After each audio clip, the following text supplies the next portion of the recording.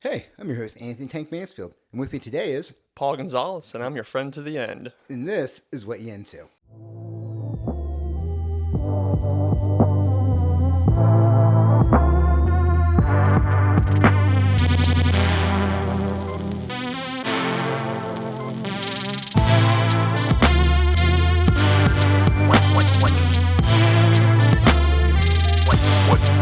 What you into?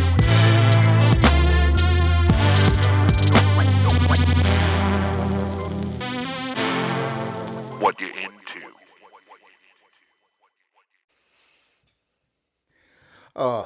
Okay, listener. I get excited for episodes, but I get really excited for returning guest episodes where I know I'm gonna have fun, and this is one of those.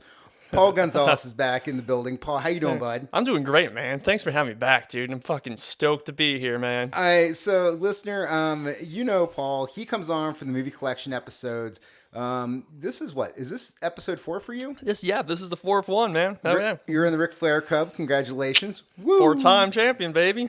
So, and so at this point with all the shows you come on, it is usually movie related, which is a ton of fun. And I reached out to you and I said, hey, you know, normally I hit you up with, here's what we're going to talk about. And I said, this time, how about you pick the series? Like, what do you want to talk about? And you hit me with... I got you with Child's Play franchise, my favorite horror franchise, which I'm pretty sure I've said on this podcast before. I love this shit. So this was a curveball for me. I was not expecting this. I was not expecting that your favorite of all time series is Child's Play. It's just that fucking doll, dude. He gets me. Brad motherfucking Dourif. I love that man. There are a lot of people that love Chucky, that love the visual of Chucky. He's one of the most instantly recognizable iconic of the movie monsters. Yeah, it's like saying like Pinhead, you know? It's like, you know exactly, even if you've never seen Hellraiser, you know who Pinhead is. And same with Chucky, you don't have to see any of the movies to know exactly who he is, because that's how popular he is in just like culture and stuff like that, pop culture. You see t-shirts of him fucking everywhere, or just dolls of him fucking everywhere. Yes. 100%. It is crazy, just how much of a visual icon he has become. You see him pop up in rap stuff. Like you'll see. Oh, dudes, really? Yeah. Yeah. There's dudes with Chucky tattoos, or they'll have you'll see clothing with Chucky on it. I've seen Spencer's kind of wear and stuff like that. Like he has Chucky holding a stack of money. I'm like, that's fucking weird, but cool. My man. Represent the man. That's cool. So I was never a huge Chucky fan, because I was just always this seems kind of improbable that there is this little doll that is fucking people up. But as I went through to do the research for this show, I got won over by this series. Yeah. And I think it's kind of and now I kind of look at Chucky the same way I look at Rey Mysterio or other small luchadors. I'm okay. Size is not the issue here. It's the personality. It's the moveset. It's what this guy does. Yeah. I think in one of the movies, in Bride of Chucky, he's as a doll, he's they're making a dick joke, and he's like, it's not the size that matters, is what you do with it. And it's that's kind of it's Chucky is just this little doll, but he'll fuck you up, and he does fuck you up in a few of these movies. Yeah, there are some brutal kills in a lot of these movies. There was some really big budget shit. Well, not big budget, but big explosions and stuff, big action pieces, especially in the first one. Oh yeah, there's that fucking that car flipping over in the middle of the street in Chicago, and you're like, holy fuck, this is is this an action movie now? And it's just the huge action set piece in the middle of this horror movie. Yeah. It's nuts. So yeah, I'm so excited to talk about this today. Listener, if you want to find Paul online, that's beard_of_Powell, Pawl. Definitely give him a follow on Instagram. And you know where to find me at NeoToNoOne is the Instagram, and NeoToNoOne.com is the website.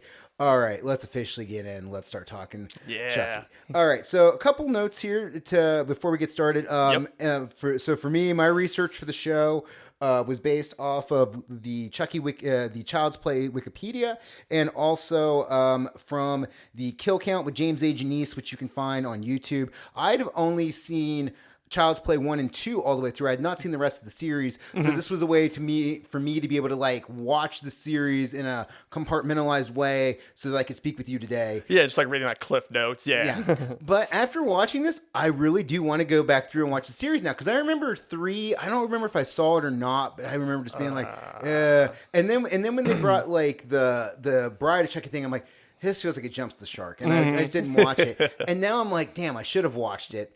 because what this series turns into, it just so many stylistic choices that get made over the years. Yeah. And like sometimes Chucky's funny, sometimes he's scary. Oh, yeah.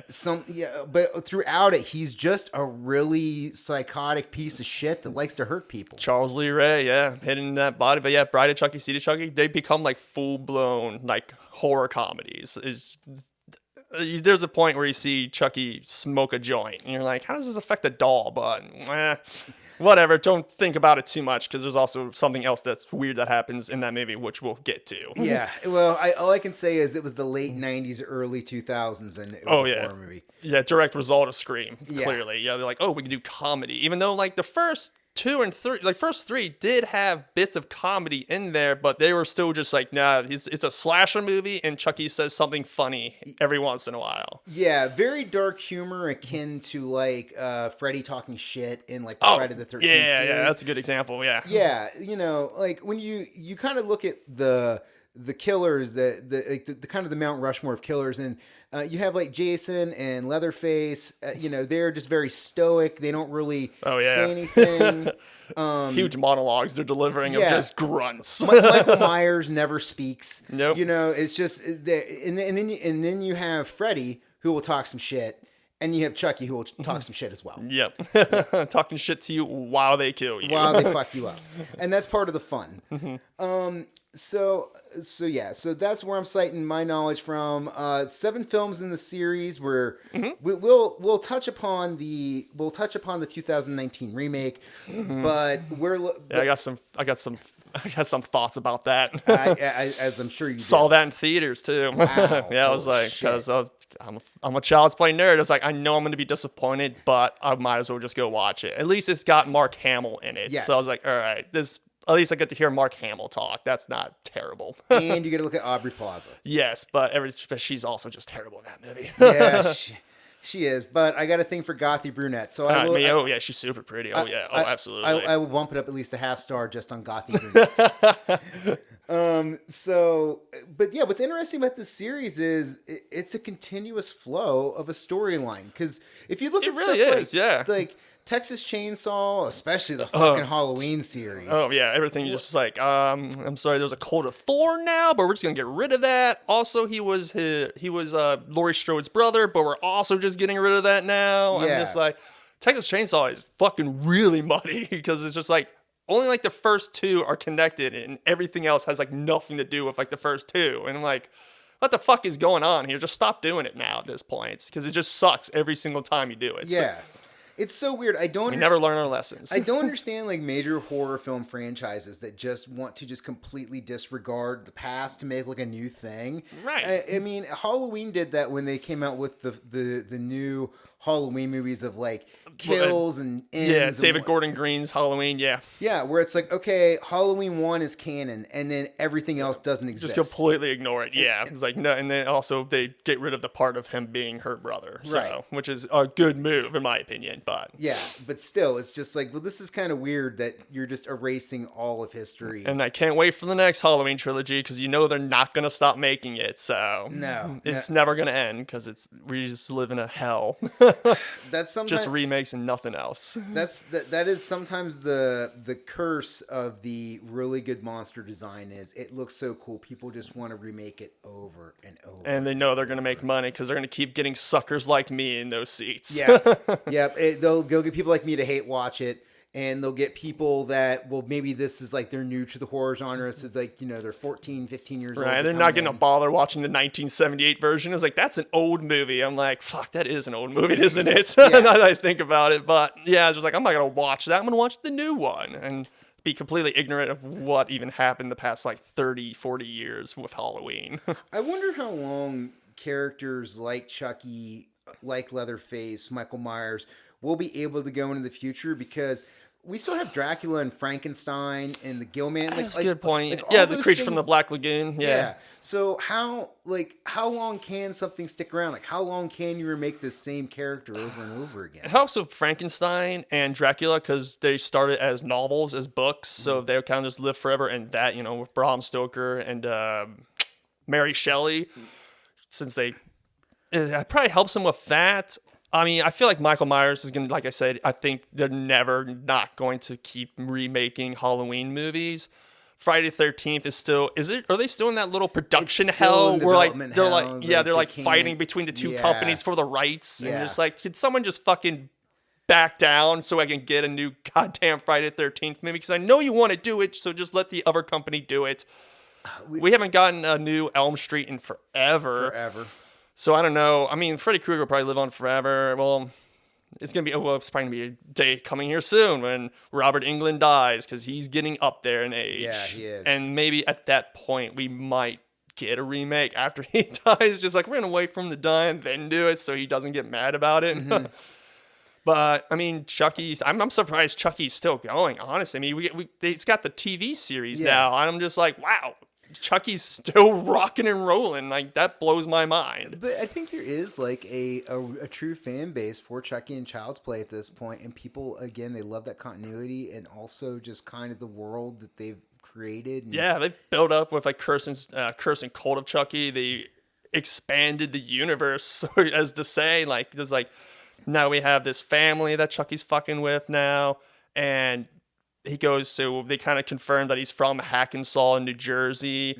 And so that's where it takes place in the TV series, is at the hometown of Charles Lee Ray when he was a kid and shit. And he's like fucking with these other kids now. I watched the first season, remember some things. It was fine, but I'm going to watch no matter what because I love Brad Dourif and I will never not hear him speak. Yeah, he does a great job as Chucky. Like, talk about a voice perfect. actor that totally gets what this is and what he should be. Totally into it because Yeah. I mean he's never left other than like the remake because we'll get to it. But not only that, I think Brad Dourif is the best actor that's related to like the horror genre. Like if you put him in a room with Robert Englund, I bet Brad Dourif can act circles around that guy because Brad Dourif is incredible. Have you ever seen any of the movies he's been in as well outside of the Child's Play franchise? I remember watching him on Deadwood and was very impressed. Oh, fuck yeah, he was. I don't even remember that. Holy shit. I haven't seen that TV series in like, when it came out, I guess it was like 12, 15 years ago. Yeah, I remember watching it on DVDs that I got from the library in my my first apartment in Cincinnati. So that would have been in 2008. Yeah. We had HBO, so I was able to watch it. Nice. Like Sopranos too, as well, and Rome as well. I watched that with my dad all the time. But like, if you haven't seen it, you should check it out. The Exorcist 3 is great. Mm-hmm. It's very boring. So that's actually what I told my girlfriend. She's not really into horror, but she'll watch them with me. Mm-hmm. But she's not like into it, not nearly as much as you and I are. Mm-hmm. But I told her, like, you would like this because it's boring. Because there's kills in it, but you see none of the violence. Right. There's zero to little bloodshed. And why it's great is because it's George C. Scott and Brad Dourif monologuing to each other. Mm-hmm. And it's a hell of a piece of acting for both of them. And you're just like, fuck, Brad Dourif is so good. Also, Brad Dourif was in Dune from David Lynch. He was also in Blue Velvet. Death Machine is a really fun, silly horror movie. Plays a creepy character in that. It's great. His first breakout role was in One Flew Over the Cuckoo's Nest. Oh, that's right. Fuck. I knew I was forgetting something. He was nominated for a fucking Oscar. I guess he's the best. He rules. He goes into, in every, like, even like small cameos, like he was in, he was in Rob Zombie's Halloween. He was in both of those. Yes, he's the new sheriff. Yes, and he's also upgrade. He's also Grima Wormtongue in Lord of the Rings. Yeah, and people don't even remember that. And it was like, yeah, dude, that's Brad. Look at that little creep. That's Brad Dourif. Yeah. Look at him go. He's so slinking around, being creepy. Mm-hmm. Yeah, and I think I think that is some great points about the series. Is you have Brad Dourif playing the role of Chucky forever. Mm-hmm. Like literally since the inception of the series, he's fucking into it. He's into it. He's never changed it. So it's this continuing through line of this actor. You got Don Mancini writing these things. Every single one, excluding the remake. Yeah. And then interesting thing, Don Mancini is gay, Yeah. which is something that like pops up in these movies like way before like now, when it would be now if he had started doing this, I would have been like, oh, Child's Play. Well, it's like, dude, they've had gay characters, they've had transgender stuff in Child's Play. Because when we get to see the Chucky, we get a they them. Yeah. And Don Mancini has been openly gay since like the 80s, and like we'll talk about it a little bit when we get to the TV series, because I think that's a reflection of his childhood growing up too. We'll get to it. Also, David Kirshner as well. He's been executive producer on every single movie and the TV series. Never left as well, which is like crazy to think about, because like if you think about it, like Don Mancini created this character, wrote every single screenplay, and like you've never seen that out of any like horror franchise ever. Like I was kind of talking to you earlier, it's like if John Carpenter never left the Halloween franchise, which he clearly does. Yeah. I mean, we're still kind of there for music and stuff like that, but has nothing to do with the story whatsoever. Right. And for Don Mancini, for this guy who created this thing, he was like, no, I love this guy. I'm going to stick with it for my entire career. Yeah, which is so wild that he's able to do this, because again, you just don't hear about that. I mean, even if you watch if you watch a popular TV show like Mandalorian, like it's like, okay, yeah, Jon Favreau is doing the show, but then like each episode, like sometimes he directs, but a lot of times it's directed by somebody else. There's not a lot of times where it's the consistent, like this person helms this thing, this person writes this thing, they control this thing for multiple fucking decades. Yeah, and like George Lucas, he bailed fucking after the prequel trilogy. Yeah. So like he was like, so he has nothing to do with it anymore. So he's just, I don't know what the fuck he's doing nowadays. Yeah. Well, living on his house in Lake Tahoe, probably. Yeah, living in Lake Tahoe and just counting stacks of cash like Scrooge McDuck with the playing with my bunny game. stormtroopers. he might have for real stormtroopers. He probably does. He's got stormtroopers. He's got like probably butlers and stuff like that, and they have to dress They up must as like dress Imperial guards. Yes, 100%. They have to address him as my lord. It's part of my kink. Yeah. You clean for me, you dress up as Princess Leia. I'm like, all right, George, you're paying me $100,000 a year. I guess this is worth it. Well, speaking of money, this series overall has grossed $182 million in theaters and $250 million in DVDs and merch. I feel like that's low. Like, I mean, well, just, okay, so I guess I didn't really dive into the money part of this. I didn't see how much like each movie cost, but I'm thinking probably roughly to 15 to 30 mil maybe per production, depending. Probably towards later in like Seed of Chucky, when you get some kind of bigger names in there, bigger actors, well, not actors, but bigger names in there. So you got Jennifer Tilly coming in. She's great as well. Also Oscar nominated. We'll talk about it. That probably like 15, 30 mil, I guess, out of like 7 movies. Well, let me stop and argue with myself here for a minute, because a lot of these movies are coming out in the 80s and 90s. So the gates that what you would earn at the box office then is not the gates you would earn at the box office now. No. So I think the last time you and I had this conversation, well, not Predator, but Saw. Yeah. Saw got up to like $1 billion, but it was like, yeah, but Saw was like coming out every year in the 2000s. Mm-hmm. Yeah, so every single damn year. And like, yeah, the spacing between the Child's Play movies, other than the first 3, are insane. Yeah. So I think that might have something to do with it, like why it's a little lower than what I think it'd be. But again, cultural icon, has been around for multiple decades at this point, has birthed a TV series. Chucky has showed up in pop culture already, as we talked about. Chucky has shown up in the world of professional wrestling. He showed up in an episode of WCW Monday Nitro. Whoa, no fucking way. In 1998, when they were promoting the Bride of Chucky thing. And he What the fuck? I don't remember that at all. I was watching wrestling back then. He taunted Rick Steiner. And made fun of Rick Steiner in the middle of the ring. Were the Steiner brothers still together? Oh, no way. Yeah. I don't remember that. Well, they were separate. So they were like their own dudes. But yeah, so they Chucky weren't tag team anymore. Chucky like popped up on a big screen at a fucking wrestling event and just started talking shit to a pro wrestler on Monday night. That's sick. I'm gonna try to find a YouTube clip of that. That'd be pretty cool to watch. You definitely can. He then popped up again in 2021 and 2022 on WWE, NXT, and Raw to promote the new series, in which he talked shit to Rick Steiner's son, Braun Breaker. What? Yes. Rick Steiner has a kid and he wrestles too? Yes. Oh, that's hilarious. I don't pay attention to wrestling anymore. man, Vince McMahon must really like the Child's Play franchise. That's weird. Well, now if you and Vince McMahon ever meet, maybe you got something to talk about. I can see like, the little Venn diagram. It's like you're a wrestler fan and you also probably like Child's Play. So I feel like they're probably if you're a wrestler, you just like horror. If you're a wrestling fan, you probably like horror as well, because it's kind of like almost not really counterculture, but on like the fringes of culture.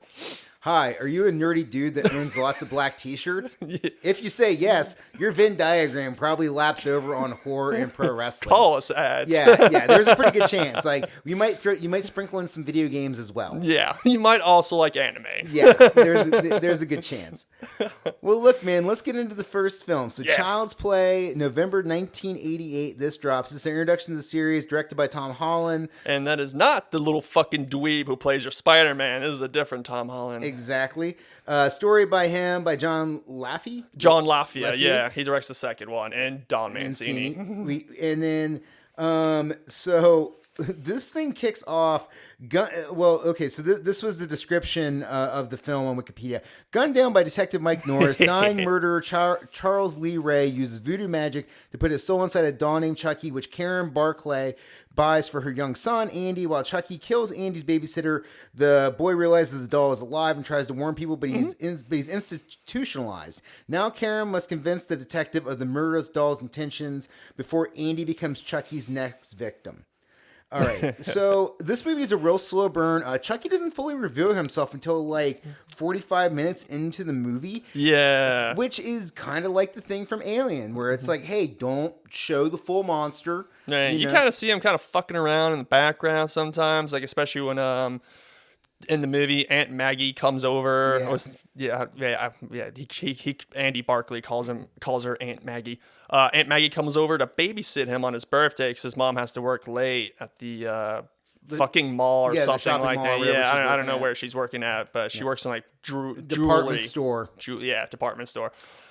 And so she puts Andy to bed, and she's watching some movie while reading a book, and you kind of see him. You get Chucky POV, so you get straight like through his vision, him kind of opening the door, walking around, and like you kind of see a quick little cut of him just like in the background, just like go past a doorway, and you're like, oh fuck, there he is, he's out to play. And then he kills Aunt Maggie by taking a hammer.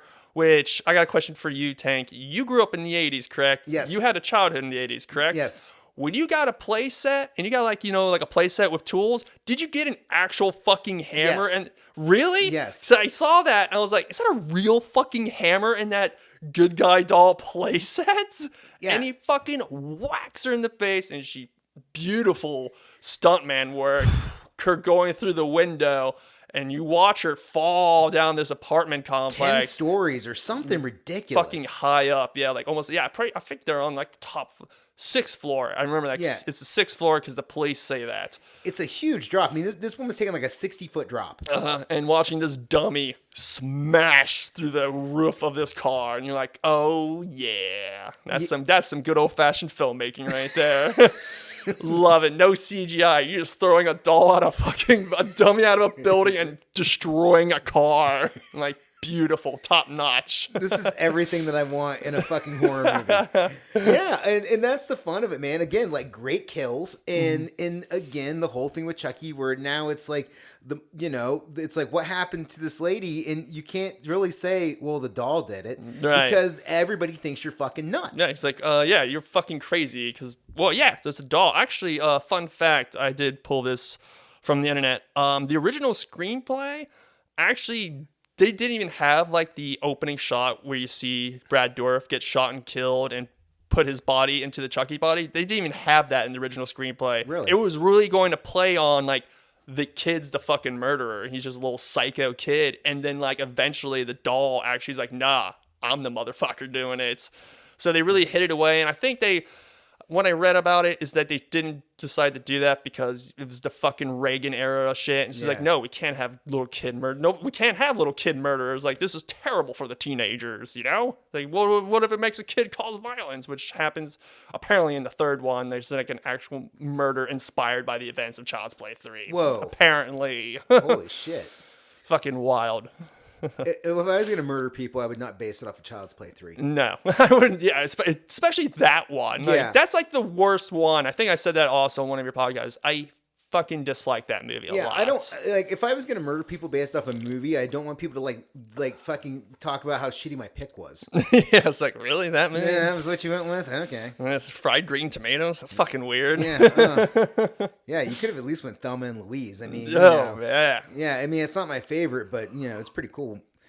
Femme Fatale movie. So, one of the things I really like about this movie is it is filmed on location in Chicago in January.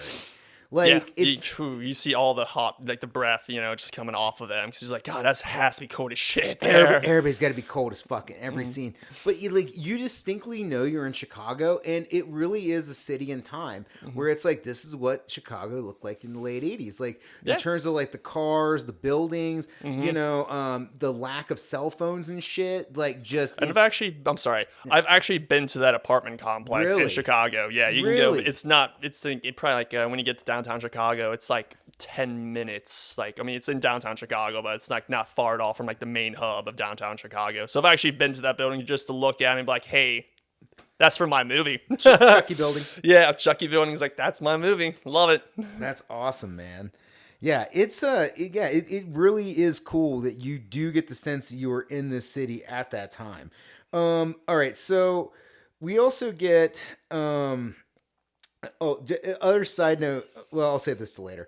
All right, so the big reveal is once you get to the point where it's like so Andy gets taken away, Gets taken away from his mother, Karen. Yeah, because he blamed the murder on the doll, and then it's like, the doll really done. Get him institutionalized. Yeah, you gotta.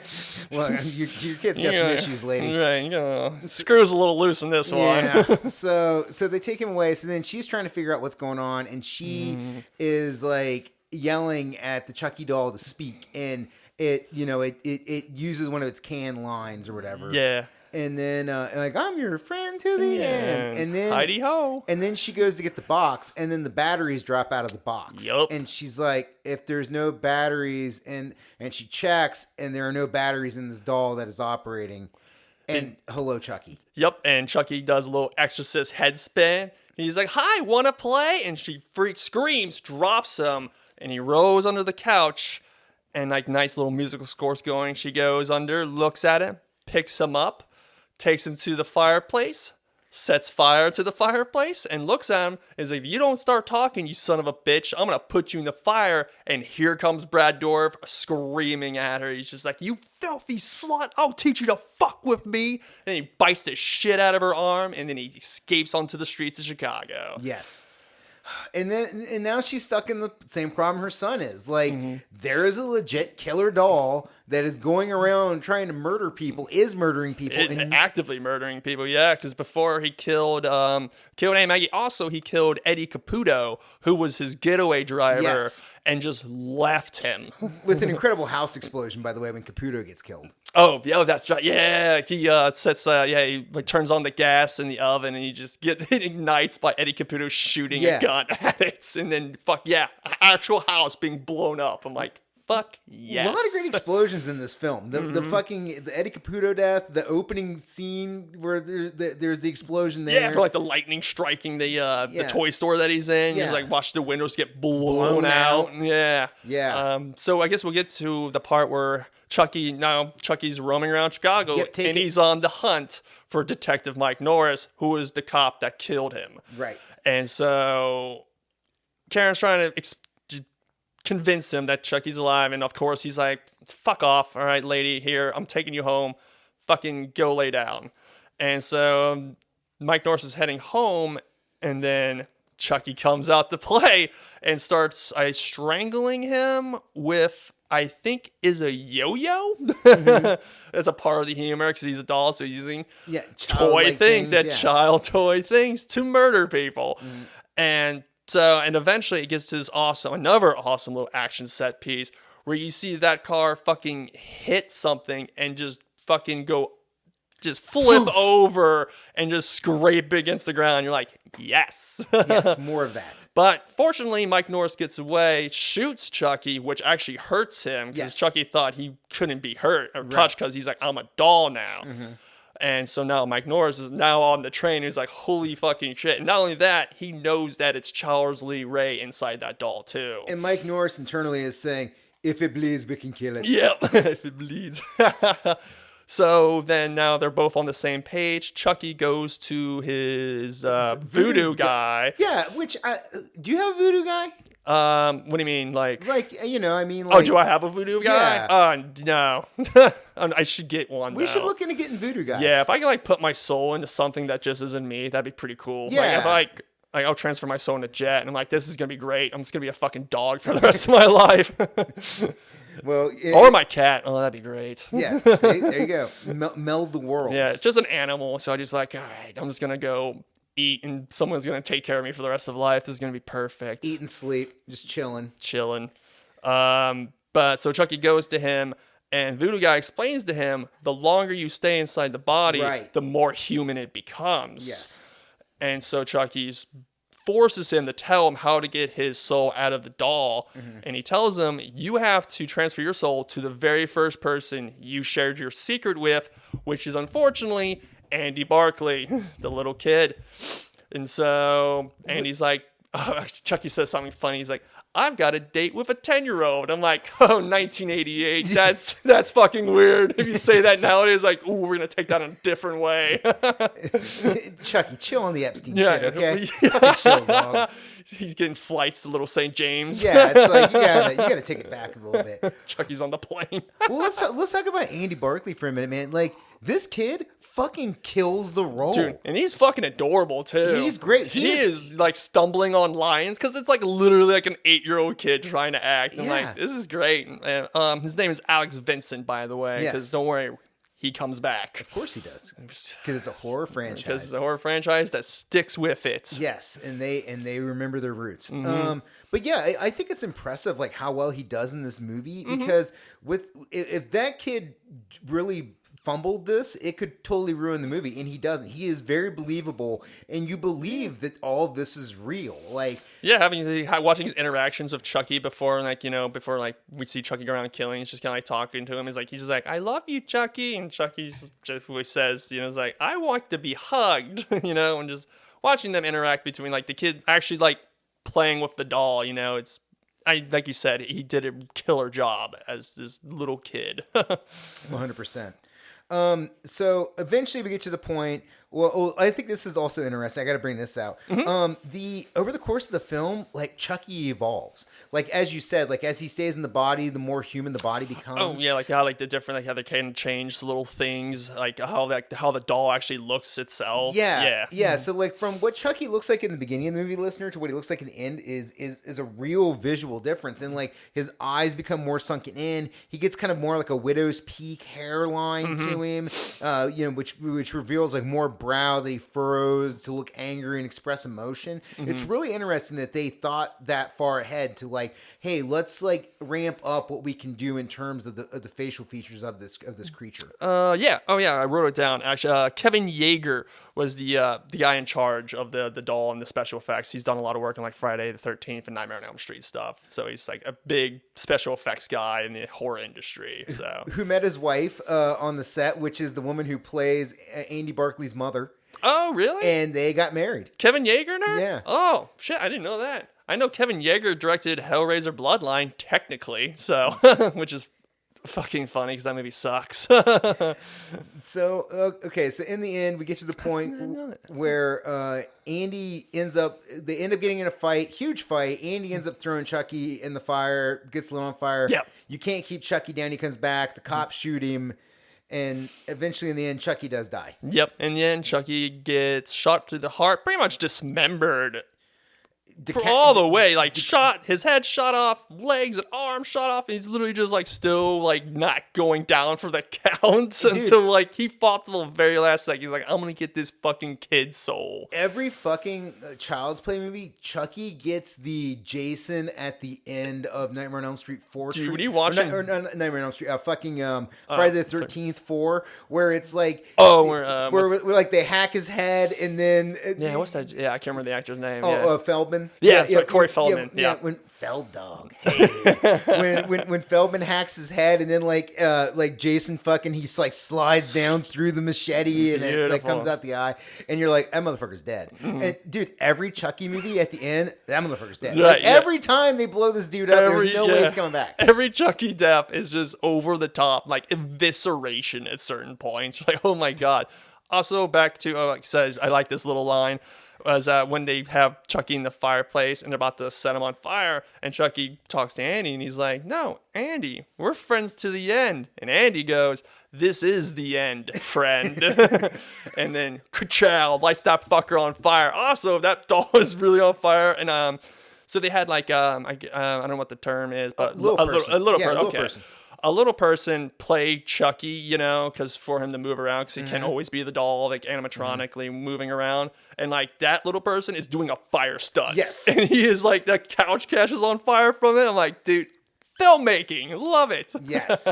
Yeah, it's really interesting to go back and look at, because that does happen in some of these movies where they do have some things where they can't make it work with a puppet, so they do have to employ someone who's a dwarf to come in and play the role of Chucky or later Tiffany, and they will and then what they do is for those scenes is they actually have to increase they have to build a set of the room. It's like 30% bigger, so that way it's still in proportion, right? So it still looks like a doll walking around, but it's not. But like you said, they built that set just like, how are you describing? It's like, god damn, what production design. Like everything they thought of, and they're like, we're going to get this right. And my God, they get it right. Well, while we're here, let's talk about this. Yeah. Let's talk about just the overall puppeteering that is used for all of these movies. And it's really good. It's there, especially in once you get into like the later movies, once you get up to like the late 90s, early 2000s, it's like you kind of forget that he's like a doll. Yeah, like he's a puppet. That's an animatronic moving, but like he looks so real and no CGI. Thank you. Yeah, thank you. Practical effects. Right. Thank you. What you just said, because he just moves so naturally and organically, because at that point they fine-tuned it and they got it dialed in how to make this animatronic really move. And fuck, they kill it. Yeah, and listener, like in the later movies, what they end up doing is because again, these movies started out in 1988, and the last one's like 2017. Now we're here in like 2023 with the series. Like as technology improves and processors become smaller and robotics become smaller, they're able to make like these really complex puppets that they put together. And one of the features they added into them was they'd have Brad Dourif record all his lines before the film, and then they would preload them into Chucky, and then Chucky could speak the lines and the mouth would move in what it should be saying. And so that's how it always looks perfect in the films, because it's so programmed cool to be there. Yeah. Which it would be so wild to see one of those things and like have it fucking look at you and blink and shit and talk to you. Meet like an actual like animatronic from like Hollywood, Chucky, like actually talk, like Brad Dourif talking to me. It probably scared the shit out of me, but I was like, "This is awesome! Look at this thing! Like, it's doing the thing. I love it. It's doing the thing." Yeah, and this is the number of puppeteers that have to control Chucky. It's you think of like something like the Alien Queen from Aliens, and it's like, oh, this thing's 15 feet tall. No wonder they need like 9 people. But Chucky's like 3 feet tall. They need 9 people to control this fucking thing, because like one guy's working the eyebrows, one guy's working the mouth, one guy's working the arms. Like it's just like working the feet, or the legs, because he does like walk around as the animatronic, and like how do they do that without that little fucker falling over? Like I was like, that's so cool and impressive to see. Yeah, shout out to the special effects teams on all of the Child's Play movies, all the Chucky movies. Mm-hmm. You guys did a fucking phenomenal job and just really bringing this character to life. Mm-hmm. So, all right, so that brings us to the end of Child's Play 1 with a kill count of 6. Which not a big kill count for a horror movie. Yeah, you know what? Honestly, his kill counts really never get that high. Like he doesn't But was there one? Which one? Oh, well, I was getting ready to say, but they're quality. Oh, okay, good. I was like, wait. I was like, wait. I've seen all these movies. Like, there's like, it doesn't. Maybe it gets as high as maybe 10. Yeah. No, I think Chucky does a good job of But creating. you're absolutely right. Quality of kills. Yeah. Oh yeah, because in the first one we watched that doctor while the institution where Andy's at get his head electrified to death by Chucky. And he puts a little like electric shock therapy thing around his head and just shocks him to death. And you see him just like his eyes are going like black, like sparks are flying out. And I'm like, oh fuck yeah, dude. Well, and love it. And just even the ant kill in this one, where just fucking hitting her in the face with a fucking claw hammer and knocking her out a 6-story window. Like, it's totally memorable. Like, that scene is just burned into your brain, where it's just like that's forever there. And so I think that is another thing where, like, he might not have the kill count of somebody like a Jason or a Michael Myers, but also I can't tell you how many times I've seen Michael Myers kill somebody with a fucking kitchen knife. Right, exactly. He can only pin someone to the wall so many times before I get bored of it. And I'm like, I've seen you do this 100 times. Yeah. Like, I don't know what else you can do. And Halloween Kills, he's got like that. He uses a fire axe, right, against the firemen in the first like 15 minutes. That's by far the best scene Which is out of that entire trilogy. Of that entire movie, first of all. Yeah, and like in trilogy, like watching him go to town on those firemen, I'm like, oh, fuck yeah. It's like it's an action sequence. It's so cinematically shot so There's your well. thin red line, buddy. Yeah. Michael don't give a shit about your thin red line. You're like, I'm a patriot, and then you gotta go fight fucking Michael Myers. Dude, You're I was like, "God dude, damn it." no, I rescue people from fires. That thing is literally a creature from hell. I'm Yeah. getting out of here. I don't get paid for this. Oh, goddamn! I gotta fight a immortal linebacker wearing a fucking creepy like white William Shatner mask. And he's half burned, and yet he's still alive, moving around perfectly fine. Fuck, I'm terrified. Yeah, that is by far the best thing in the entire trilogy is that scene where Michael awesome. Myers It fights is the really firefighters. awesome. It's shot so well. It's so cool. You get him coming out of the burning house, the water spraying. You in get the like air. POV shots from the firefighters, like perspective, and you see like if like they're like goggles full of blood because fucking Michael's getting him. Like, oh, this is beautifully, wonderfully shot. Good job, David Gordon Green. You get the shot. From you got this one right. you get the shot from like his perspective, or like from the porch, where like it does like the span sweep of the firefighters, and you see like a couple dudes with axes and like Right, it's like something like a kung fu sequence or something. I'm like, oh, here we go. Yeah, it's like, okay, like everybody kind of showdown time. Like the guy has the fucking drop saw that chops open cars, and it's like it's kind of cool that like they all recognize like, oh shit, this is a threat. We need to fuck this dude up. Also, it's like this local legend guy that killed a bunch of people in 1978? Oh fuck, it is. I guess, yeah. I guess we are dying today. We're going to hell today. And again, that is the best thing they did. I don't remember what we were talking about. Well, Child's Play 2. Here we go, Child's Play 2.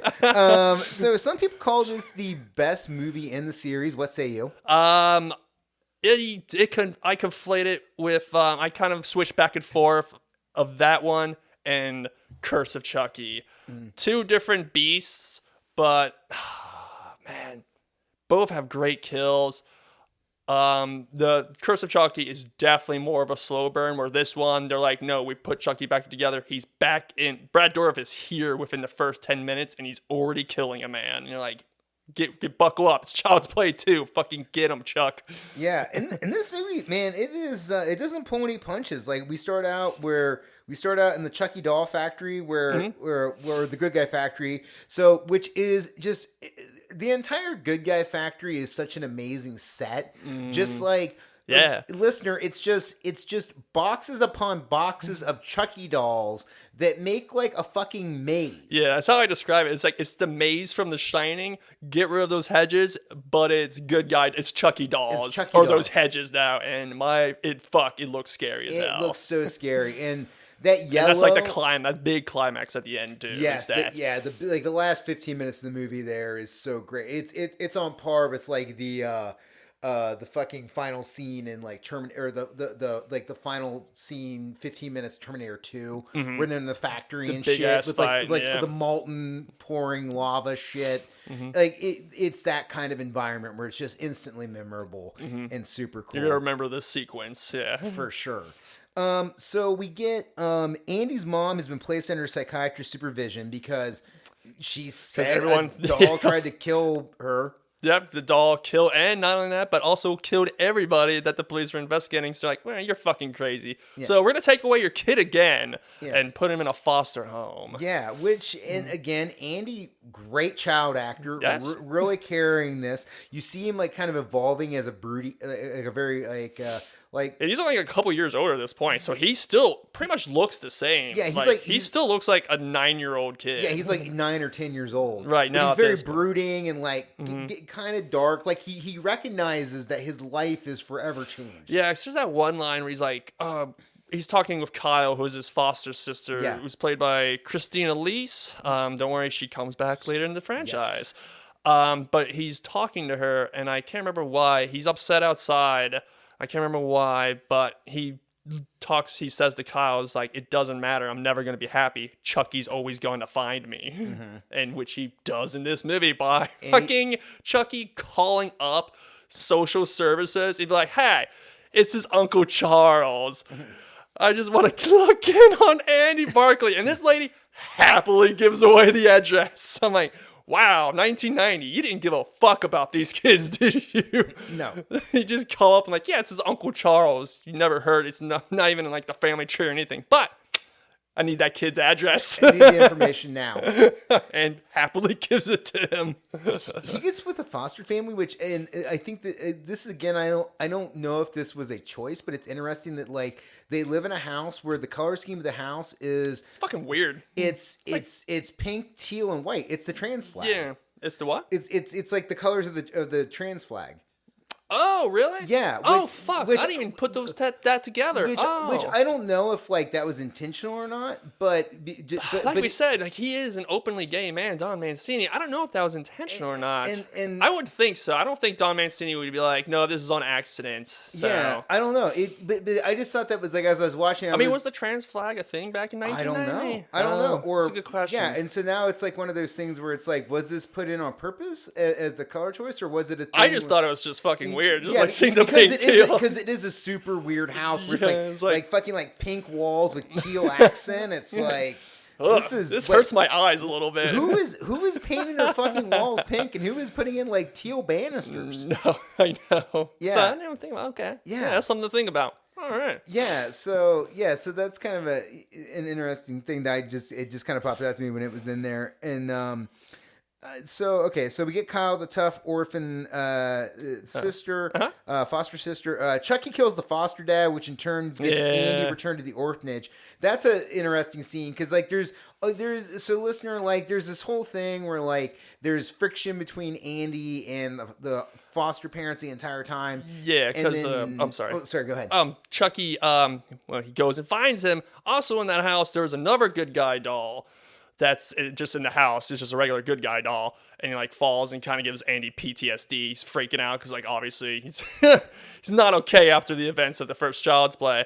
And like so he's kind of like trying to he like becomes friends with this new Chucky doll, and then Chucky comes and buries that Chucky doll in the fucking backyard, which is a hilarious scene watching Chucky dig up like a it's not even like it's like a 2-foot grave because Kyle later ends up kicking up the dirt and seeing the Chucky doll that Chucky buried. And so Chucky's kind of like fucking around the house, breaking shit. And like, that's where that friction's coming from. Cause he's like, oh, you're just a fucking troubled kid. You know, It's like, your mother's fucked up. You probably killed those people or your mother did. So you're just a troubled kid. And you're just like, cause no one still believes him that Chucky is alive and he's trying to steal his soul. Yeah, and there's that whole thing breaking down throughout it. Definitely like. Again, it's just this whole thing where like Andy is just treated so horribly for no like Chucky has literally ruined this kid's life. Yeah, fucked him up. This kid is not even fucking 12 yet, and his life fucking sucks. Yeah, just ruined. And like, yeah, speaking of the foster, his name is Phil, is the foster dad, because I love the line because he goes down the basement to find Chucky because that's where he is, because that's where Phil threw him down there. And that's when we first see Chucky's turning back to human, because you see him bleed from his nose from being thrown at the ground. And so Andy goes down there with like an electrical knife, something you would use like cut like a pot roast or something like that. And like, he's trying to fucking get Chucky, and then Phil comes down. He sees this kid with this knife, and Phil's like, fucking put down the knife. And then Chucky grabs Phil's leg, and like he falls over the banister, and he sees Chucky, and Chucky says, "How's it hanging, Phil?" And then drops him and breaks his neck. Classic Chucky. Beautiful. Just like I said, talking shit to you before you die. Love it. That's something that I miss from 80s movies is like in both action movies and in horror movies, characters that just talk little some one-liners. shit. Little one-liners. Yeah, we don't even get those in action movies anymore. We're just fucking depressing. I know. Schwarzenegger made his entire career off of like fucking witty one-liners. Oh yeah, but Bruce Willis too from Die Hard, yippee-ki-yay, motherfucker. Yeah. It's like where did that go? I miss it. Yeah. I love my one-liners, and Chucky's fucking chock full of them. Yes, Hollywood, please bring back talking shit. All right, so after the foster parents are killed, like Kyle starts to figure this out, and then she ends up like trying to get to Andy, and they end up at the Good Guy Factory. Mm-hmm. Am I skipping anything major? No, I mean Chucky takes Kyle hostage to take him to the foster whatever, I don't know, the orphanage, I guess. Yeah, to go get Andy. But yeah, so we get to the factory. Yeah. And that's where we get this incredible final sequence. This long sequence, and like you're watching Chucky get fucking destroyed by these people. Like there's a part where a gate closes down on his hand and he rips off his fucking hand because he's just like, I gotta get that fucking kid's soul. And he takes a knife and shoves it in there. So it's very like Ash from The Evil Dead, getting like a chainsaw on his arm now. So it's like, yeah, group. Maybe I wouldn't be surprised if Chucky says that, because he does like kind of like make callbacks to other horror film franchises, especially in like Bride of Chucky. But yeah, and then eventually, what happens to him? Oh, he becomes like the creature from The Thing, where like a bunch of like doll parts are like stuck inside of him. Yeah, he's like melded together with other Good Guy dolls. There's also this incredible kill where there's like a night watchman guy. That's right. So there's like, why are you there, buddy? Yeah. He was doing his job. He noticed there was a backup on the line. So he walked downstairs to take care of this backup, and then Chucky slits this night technician dude's throat, and he ends up on this conveyor belt, and then gets pierced through the eyes with fucking doll eyes. Yeah, dude, it's so cool. That's right. I almost forgot about that. Good. Thank you for bringing that up. I would have just slid right past that to the Chucky death. That's beautiful. I do love that kill. Again, another great memorable kill from this series, where what they lack in terms of body count, they make up for in just really fucking... They deliver, like, baby. stick-to-itiveness in terms of like shit that you remember after the film's over. Mm-hmm. And then a way Chucky gets got in this one, which is also memorable, is Kyle sticks like an air hose up his nose, and you watch him like just inflate to the point where he fucking just explodes. Yeah. And just Chucky body parts go flying everywhere. Yeah, he fucking totally State Pub Marshmallow Man from Ghostbusters out. Like he just poof, he's all over the place. And so again, another film where it's just like, what? He's not coming back from that. There's no way. This thing just exploded all over. Right. And somehow it is weird how he comes back in the third one. They don't really... I don't know. It's very... I don't know. I mean, yeah, we'll get into it. We'll get to it. Yeah. Chucky walks out of this film with 8 kills, including Chucky. Well, 8 kills in the film, including Chucky on the list because of the final one. Mm-hmm. All right. Child's Play 3. Fast forward to August 1991. So... Fucking big problems with this film. Yeah, so the first one came out in 88, the second one came out in 90. Now here we are in 91, and the reason why we got this quick turnaround on the film was because after the studios figured out that the first film was a hit, they greenlit 2 and 3 like that. And like the problem, and like and just like they forced Don Mancini to write a screenplay while still producing the second one, and that's why this thing is like. I think he just like had no idea. He's just like, I don't know. I'm working on Child's Play 2. I can't think about Child's Play 3. I gotta finish this first. And so we get fucking Full Metal Jacket and Chucky. Yeah. And it sucks shit. Yeah, it's... I fucking dislike this movie the most. This movie isn't as bad as Sleepaway Camp 2 and 3, but... Oh, man, it's still pretty fucking bad. It's still pretty fucking bad. Damn. I rewatched 2. I'd probably put 2 over this one. Is that Teenage Wasteland? Or was that the third one? I think third one is Teenage. That well, I mean, they kind of blur together because they have Bruce Springsteen's niece in it or whatever. Oh, really? Yeah, she's Is that who plays Angela, who replaces Felicia Rose? Or... Yeah, yeah. I didn't know. Bruce Springsteen. I think it's Bruce Springsteen's nepotism out the wazoo. Yeah. Wait, hold on. Sleepaway. So here's a fun fact about this movie, which would have been really interesting. Do you know who was supposed to direct this movie? Well, it was like in line to direct this movie. No. Peter Jackson. What? Yeah. That tracks. Yeah, in 1993, Peter Jackson was nobody. Because, like, what do you know? Because like, the only reason you know who Peter Jackson is today is because of Lord of the Rings. Right. Which is probably... I mean, I won't talk about I don't know where I was going with that. But Peter Jackson was busy directing Brain Dead at that time. So Peter Jackson did do horror before he did Lord of the Rings. He did Brain Dead and The Frighteners. Yeah, Dead Alive. It's the same movie. Oh, okay. They just go by two different titles. Yeah, it's like I think in Canada it's called Dead Alive, or maybe in America it's Dead Alive, and then in Canada it's Brain Dead. I just call it Brain Dead. Right so that's how I saw it. Yeah. And he did this movie in 1996, I think, called The Frighteners, which is a nice little horror comedy. Oh yeah, that was a good movie. Mm-hmm. Oh, and I can confirm Pamela Springsteen was Angela Baker in Sleepaway Camp 1 and 2. So 2 and 3. Yeah, sorry, 2 and 3. Mm-hmm. So yes, the boss's niece making an appearance. Josh. I'm not a big... Don't, I mean, we get nepotism in this series too, so I can't bitch too much about it. We might have to do a Sleepaway Camp series. I would love to. I mean, yeah, there's a lot. Sleepaway Camp 4, Return to Sleepaway Camp. Man, that movie sucks, but it is fucking. It's really insane to watch. It is so fucking bizarre. The entire Sleepaway Camp series is bizarre. That is so true, but that one I think especially happening is really bizarre. Yeah. All right, so number 3. All right, so Andy is now a teen at military academy. Yep. Kent Military Academy, Kent. Which is weird that they chose the name Kent because, you know. Kent State. Yeah. Because of the thing. 4 dead in Ohio.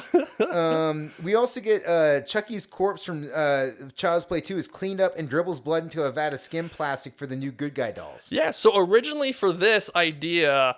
Don Mancini wanted to do like a multiple Chucky thing. Which is a great idea. Yeah, which they do later. He does get his wish. We do get that. Yes, Don Mancini does get his wish later. But for this one specifically, that's what he wanted to do. And apparently, whatever studio said, fuck off.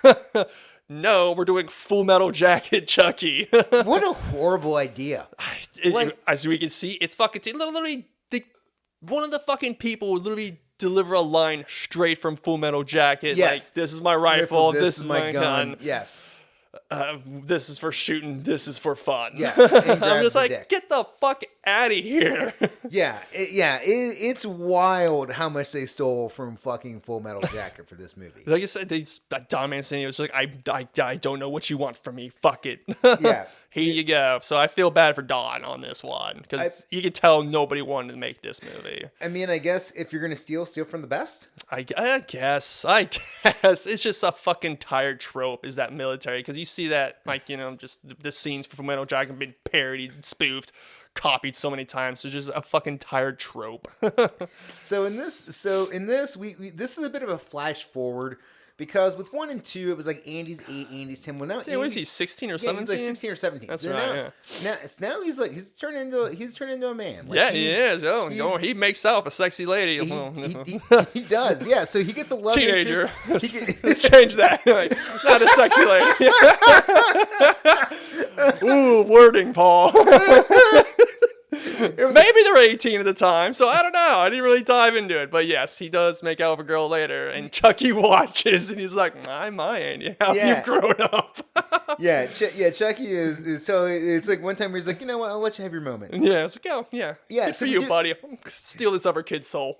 So we do get a love interest in De Silva. We get so she's portrayed as like a high school Ripley. which is kind of cool. Yeah, Like, she's the badass, like she is badass. badass woman who's also attractive at the same time, and like who was the main love interest, and like because I can't remember the dude's name, but he's the asshole who's pretty much the. You're talking about Shelton. Yes, Shelton. Shelton yes. is the bully antagonist. Yeah, who the is- Arlie Ermy of this movie, Yes. just being abusive towards anyone, even though he's like the same age as them. And I was like, "Fuck is this tool?" Yeah. And then also Tyler, who is a small child. Tyler is reminiscent of is it Friday the 13th Part 5? Like the yes, thing. it's the little black kid from Friday the 13th or sorry Part 5. yeah, Part 5. Part 5 is the one with fake Jason. And then That's and right. then he's That's the right. he's the little kid that like his uncle works at the at the camp for wayward teens.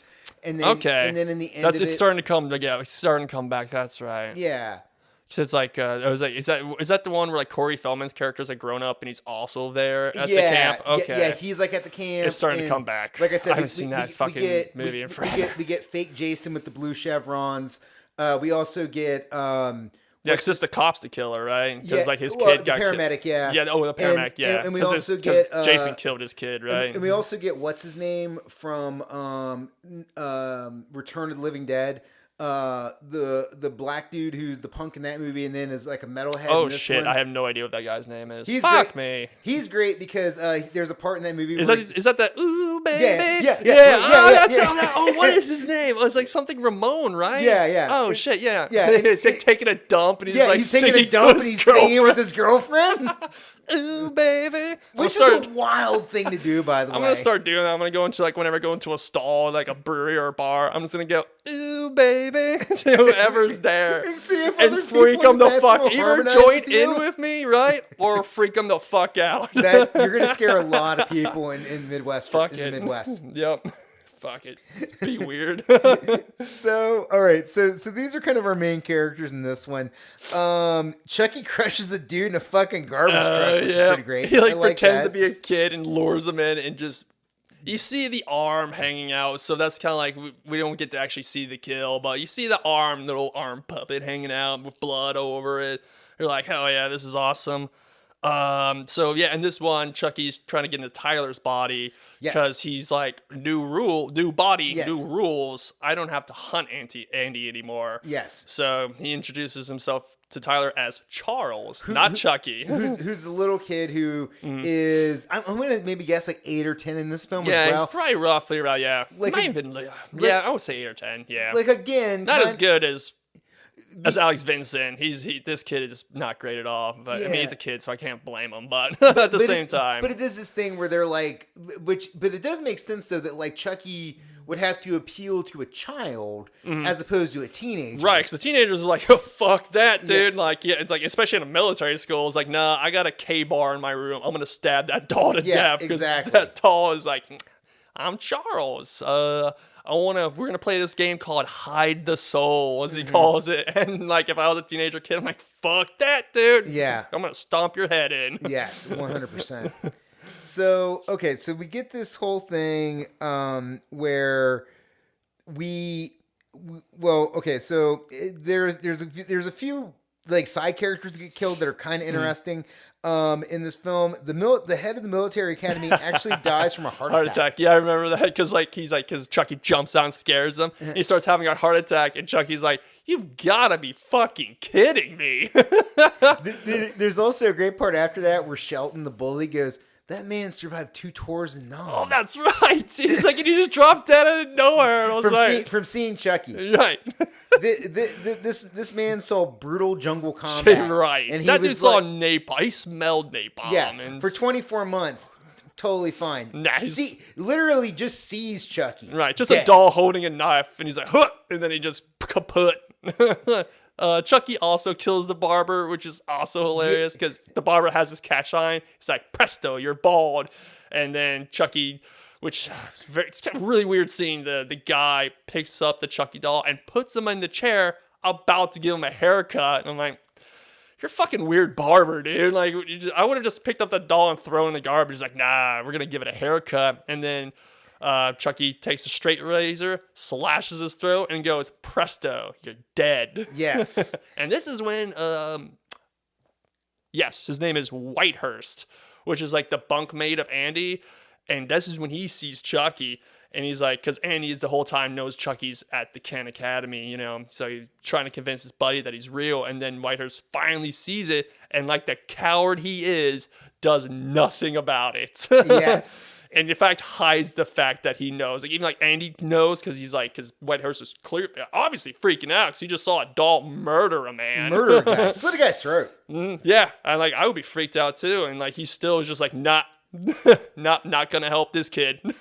So the last third of this movie, this all leads into the Red versus Blue War Games, which is dedicated to the guy who had the heart attack and died. Yep. And this turns into a super fucked up thing because Chucky takes De Silva hostage, and then Chucky starts using live ammunition. Yes, and he switches out because it's like a paintball game, but instead, you see Andy. I can't remember which team he does. He only switches out one team with real bullets, and he switches it out. And yeah, at this point, Chucky has De Silva hostage, and at this point, like Shelton is just still continuously bullying Andy because he's a fucking little prick, and Chucky goes over the radio. He's like, "Hey, bring Andy to me," which is actually pretty funny. What does he say to I think Chucky calls Shelton Colonel Dickhead. He's like, "Hey, Colonel Dickhead, let me talk to Andy."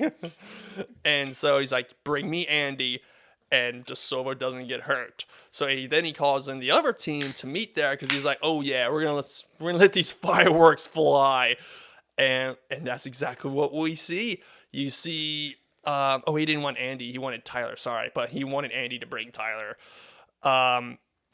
You see the teams collide with each other, and Shelton gets shot through the fucking chest. Yeah. By a real bullet. And like everyone realized, like the other team realizes, the other team doesn't even realize they're firing live ammunition.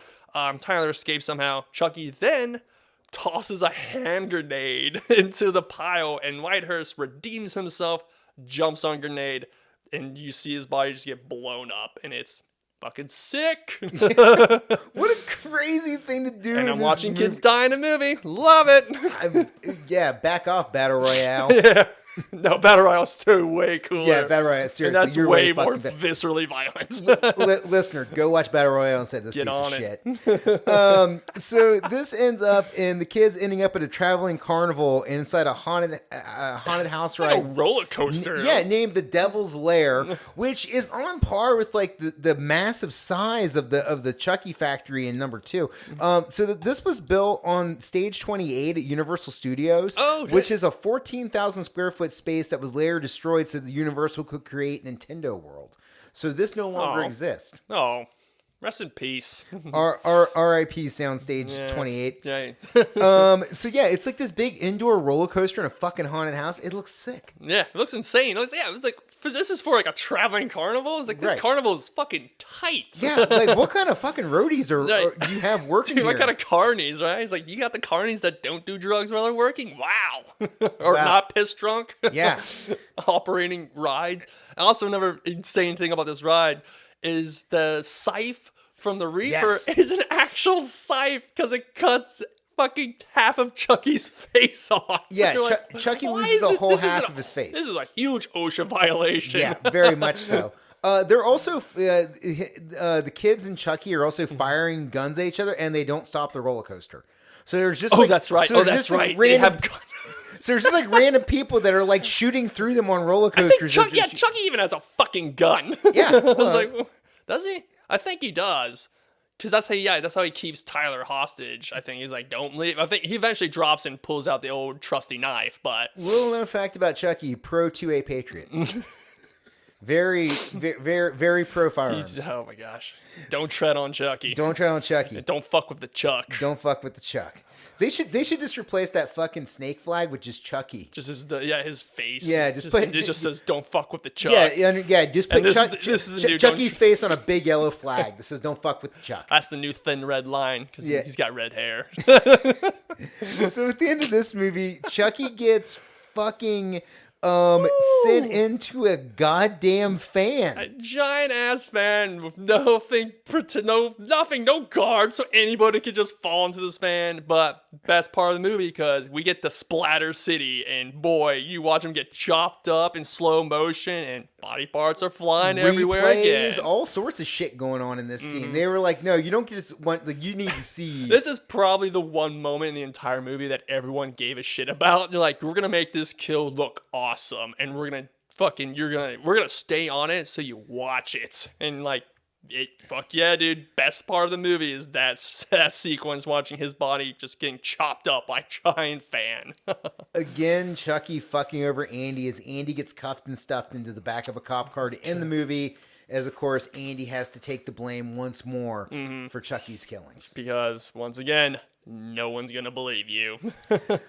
Well, let's time jump, because now we're gonna go from the 1991. We're gonna go 7 years in the future to October 1998. Bride of Chucky. Hell yeah, dude! What a departure for this series. Number one, Jennifer Tilly, who 64 years old right now, could still fucking get it. Oh yeah, Jennifer Holy Tilly shit. and her tits. Like, does this movie wants you to know those tits are there? Because like when she's in her human body still, her tits are about to pop out any goddamn moment with that whatever brassiere she's wearing. I'm like, good gravy, brother. That's every Jennifer Tilly movie. Yeah, those tits are always there. That's very true. But like when I think of like movies like Liar Liar, where like she's like wearing like an actual suit, it's like, no, she looks like she's about to have some sweet bondage sex at every moment in this movie. Sorry, I was just thinking about Bound, as I'm wont to do. Oh, okay. I haven't seen Bound. Have you ever seen Bound with her and Ginny Gershon?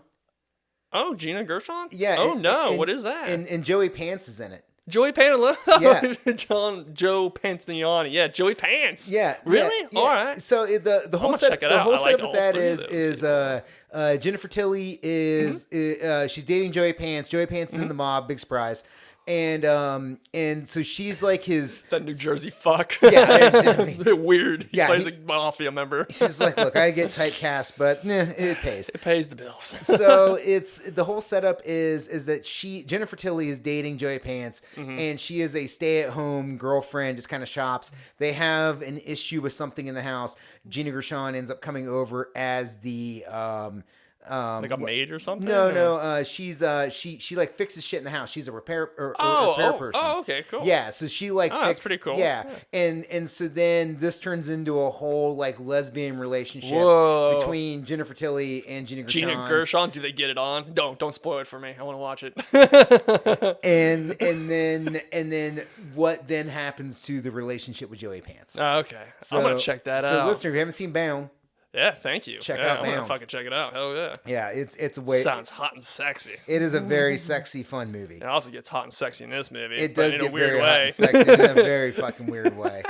So we start this movie out again. This is 1998. So just to kind of frame where we're at, like we're now in like the weird new metal era. Oh my god, horror. This soundtrack is, man. We get two fucking needle drops of Rob Zombie. First off, Living Dead Girl, yes, which I may have been made for this movie. I don't know, but it's like that's the very first thing you hear is fucking Living Dead Girl. Yeah. I'm like, well, no, because the other needle drop is White Zombie. Sorry, but still Rob Zombie. Literally, here's what I got in my notes. We start this movie with a Michael Myers mask, Freddy Krueger glove, etc. Because it's like a police. They're going meta. Yeah. Yeah, it's an evidence locker, and so you get this opening shot where they go by these evidence lockers. You see all the other serial killer stuff, and then he goes and he pulls out the Chucky doll, and he is supposed to trade out Jennifer Tilly. Jennifer Tilly ends up slicing this dude's neck, killing him, and then Rob Zombie's Living Dead Girl plays while she rebuilds Chucky. This is so late 90s, early 2000s. I love how you just read that number. This is so late 90s, early 2000s. And the soundtrack kind of rules. You got Judas Priest on the soundtrack. You got Slayer on the soundtrack. It kind of rules. I think even like Fear Factory's on this. You're like, oh, wow, this soundtrack kind of kicks ass, actually. Back when soundtracks were good. We're like, you put stuff together that makes sense. Like, that's like I Love the Crow soundtrack. Oh fuck yeah, Like, The Crow rules. yeah, and- Romeo plus Juliet also has a really good soundtrack Yes. too. Yeah, there was a time when Hollywood would actually put some money into making killer soundtracks. I mean, like James Gunn does it still, so that's a guy who knows how to do True. a soundtrack. But like, yeah, it's pretty much he's the only person who knows how to do it anymore. So after we get the opening, we get so Tiffany Valentine is Jennifer Tilly in this movie. Jennifer Tilly is Tiffany Valentine, which this Jennifer gets, Tilly is Tiffany Valentine. Tiffany Valentine is Jennifer Tilly. and literally at some point becomes Jennifer Tilly. Yeah, don't worry. Oh man, yeah, I can't wait when we get to that part of Yeah. Studio Chucky because I'm gonna do my best to explain that to you, listener. Yeah. What is happening on the screen? But right now, Jennifer Tilly is Tiffany Valentine. Yep, And she is a lady. she is a lady. She's a human lady. And she uses a Voodoo for Dummies book to Yes. do the chant, which is like Aldui Dembala, give me the power I beg of you. And on Chucky, and she's looking at it and she's like, it's not fucking working. She's like, all right, damn it. And so her boyfriend comes over, which is played by the late Alexis Arquette, rest in peace. She comes over, and then so she's just trying to have sexy times, with Jennifer Tilly. Jennifer Tilly's like, ugh, whatever. He's like, you never killed a person. I don't fuck people who don't kill people. And he's like, all right, that's a weird little That's detail. a high bar, man. Yeah, it's not a red flag at all. Yeah. I mean, I do a lot of things for Jennifer Tilly, but I don't know if yeah, I'd I murder don't- somebody. yeah. Yeah, that's a big. That's a big leap. Can I shoplift something for you? Yeah, I'll steal for you. Absolutely. I'll shoplift something for you. That's fine, Jennifer Easy, Tilly. yeah. But I don't really want to murder. Yeah, I don't want that on my conscience. No, I don't need PTSD. Just for some piss. So yeah, Chucky ends up coming back and murdering Alexis Arquette. Mm-hmm.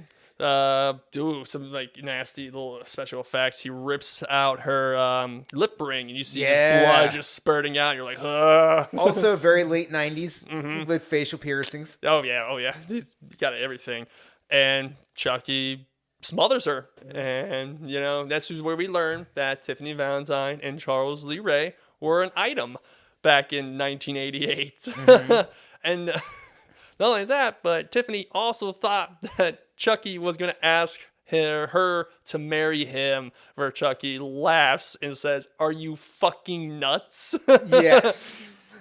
So this sets off like this whole chain of events where then she imprisons Chucky, and then Chucky gets loose, and then Jennifer Tilly is watching The Bride of Frankenstein in her tub, and Chucky pushes the TV into the tub, thus electrocuting her. Yep. And then he brings her body into a doll's body. Yeah, because Jennifer Tilly brings him a doll to like kind of like mock him. It's like, taunting. here's your new wife. It's like this fake, like, well, it's a doll, just to fuck with him. Also, a very funny moment I love is when Chucky's in like in the prison in the little playpen or whatever.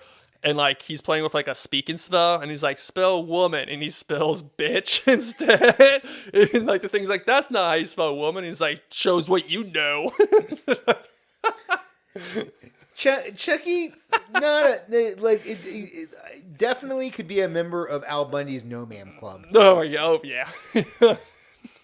I want to say Chucky's a feminist as we continue down this movie. He even gets even more misogynistic. Yeah. Now I'm actually kind of surprised that we never saw the crossover between Married with Children and Chucky. Like that just seems like a thing that he could have popped up. It would have on. worked. It would have worked. It was the late 80s, early 90s. He's hanging out with Al Bundy. Al Bundy's like, I was a football star, back in high school. And then Chucky's like, I used to kill people in the 80s. Those are the good old days. Just Al Bundy Strangling. and Al Bundy and fucking Chucky both sitting on the couch with one hand down the pants with the thumb to the side. Classic. Having a beer, watching some shitty football game on TV. That would have fucking ruled. Yep. All right, so now that she is in this body, the other part of this movie is there's young star-crossed lovers, and fuck, they suck. I want them They to die. suck shit. And one of them being played by Katherine Heigl. Being one of her first, I think this might have been her first leading role, Really? which is fucking hysterical. Because I can't think of anything else there. She was a leading role because this movie, 1998, prior to 1998, I don't know what that could have been. Because Katherine Heigl, I felt like didn't really become a star, and so she did like Knocked Up and stuff like that, which is fucking like 6-7 years later after this. So this might be her first leading role, and They're terrible, terrible, terrible fucking people. We're They're- supposed to like these people, and I'm like, kill them. Yes, no, this is. I want them to lose. Yeah, there is a lot of when you meet these characters, I definitely get like past Friday the 13th 5 vibes, where it's like now everybody in the movie you just want to see be killed because the star is Jason. So it's like, I don't care about these characters, please murder them. And you meet and they make these no effort to two- make them likable at all. these two totally fucking dickhead high school kids that just Dipshit fucking kids. suck. Fuck. And it's just like, yes, please hack and slash these motherfuckers. Right, even like Carl, is it Carl Ritter that's in it? Oh, John John Ritter. Yeah, John That's Ritter from right. Three's Company. Yeah. Speaking of, we did get a little crossover of a sitcom, so we did get it. Yeah. Just not Al Bundy, though. That's No, okay. yeah, I'll take John Ritter. R.I.P. to a real one. John Ritter was a fucking fun actor. Oh, fuck, he's dead? Yeah. Damn, I don't Yeah, pay he attention. died soon. I think he was like 51 or 61 when he died. He died really young. Fuck, that sucks. Yeah, which also is Oh. a bummer now when I go back and I rewatch Bad Santa Mm-hmm. because there's like John Ritter and Bernie Mac are teamed together as the guy who runs the mall security. Yes, okay. I haven't seen that movie in forever, but I remember Bernie Mac. I don't remember John Ritter, though, but Yeah. I definitely remember Bernie Mac. Yeah, Ritter, like Gotta rewatch that. especially later in his career, did such a good job of being the guy who was shocked and offended by things. Which I mean was kind of his thing that he would do sometimes on Three's Company as well. But he really did a great job of like always being like, kind of freaked out. And in this movie, he's a real dickhead cop. He's an asshole sheriff of the town. He's just like, "Psh, I'm the sheriff. I can do whatever the fuck I want, buddy. And that's exactly what he does. Also, a very funny line is because John Ritter, I don't know why he hates Katherine Heigl, but that's his niece. And some reason she's living with him. I don't fucking care. Yeah. But hates her boyfriend. And like, so they're going to prom and shit, whatever, together. And so he pulls him over. And like, dude's like, yells at John Ritter. It's like, you fuck. And John Ritter replies, yeah, but you won't. Not whatever this fucking Jade, not Jade at least. I'm like, ha! He's like happily just being like, yeah, I'm cock blocking you, bro. Eat shit. I'm the sheriff of this town. Well, and this is Which also is good because the kid sucks. he does suck.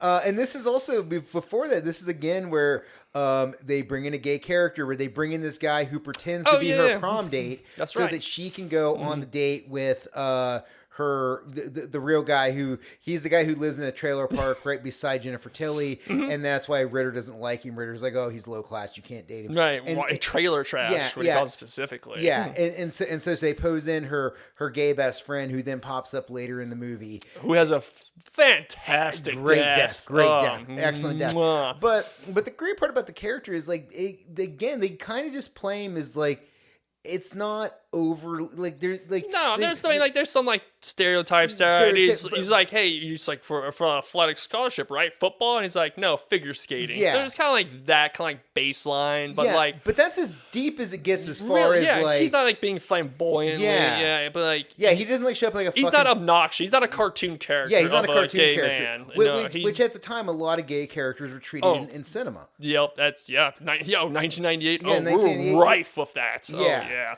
Oh, yeah. So he's actually casted and played as just like, I'm just a regular guy. I just happen to be gay. Right. I just also happen to like men. But like, yeah, I mean, Yeah. Which good for you, Don. Good job, Don Mancini, my man. it's kind of crazy that a Child's Play movie is being very progressive. Right. Like being like actually like appropriate, you know, like not I can't think of the term. I don't know. Well, speaking of, this is also where we get the jump from Child's Play to Chucky. Oh yeah. So Which- name which- change, yeah. which is also- which is gonna be the rest of these movies. It's no longer Child's Play. Which is also interesting that like colloquially, like Child's Play is known as Chucky.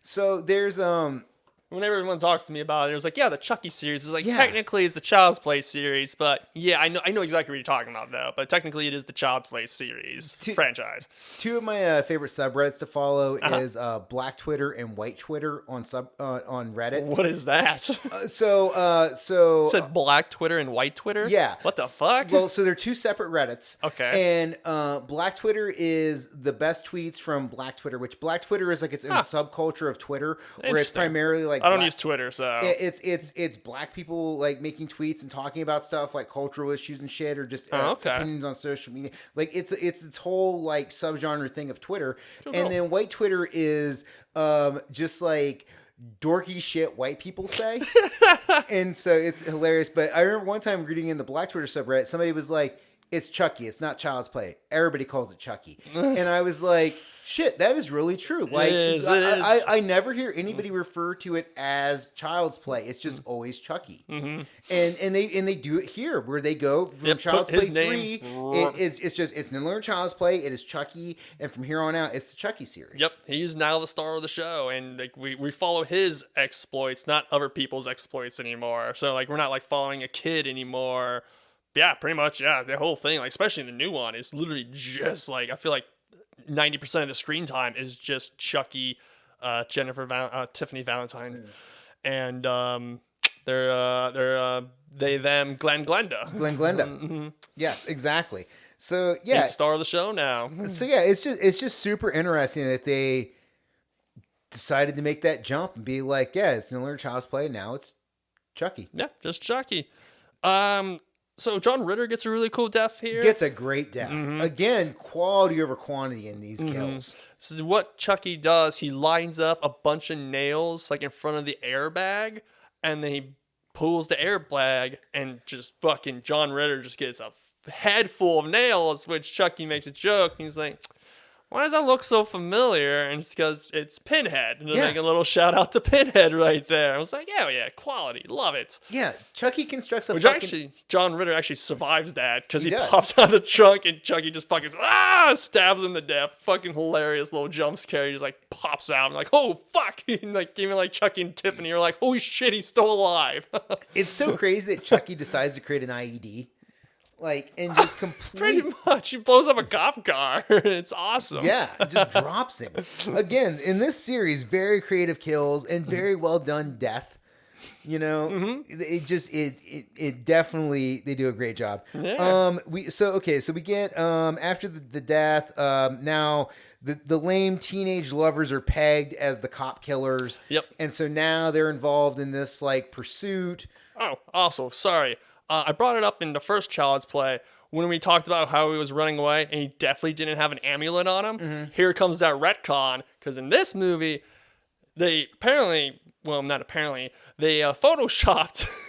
the heart of Damballa, which is an amulet that this is the whole thing that spurs the journey. Like, this is what Chucky needs to get so they can get out of the bodies. Yes. Which is a whole new thing, which never was ever talked about in any of the Child's Plays. I'm okay with it. We got to go do something. Let's go get it.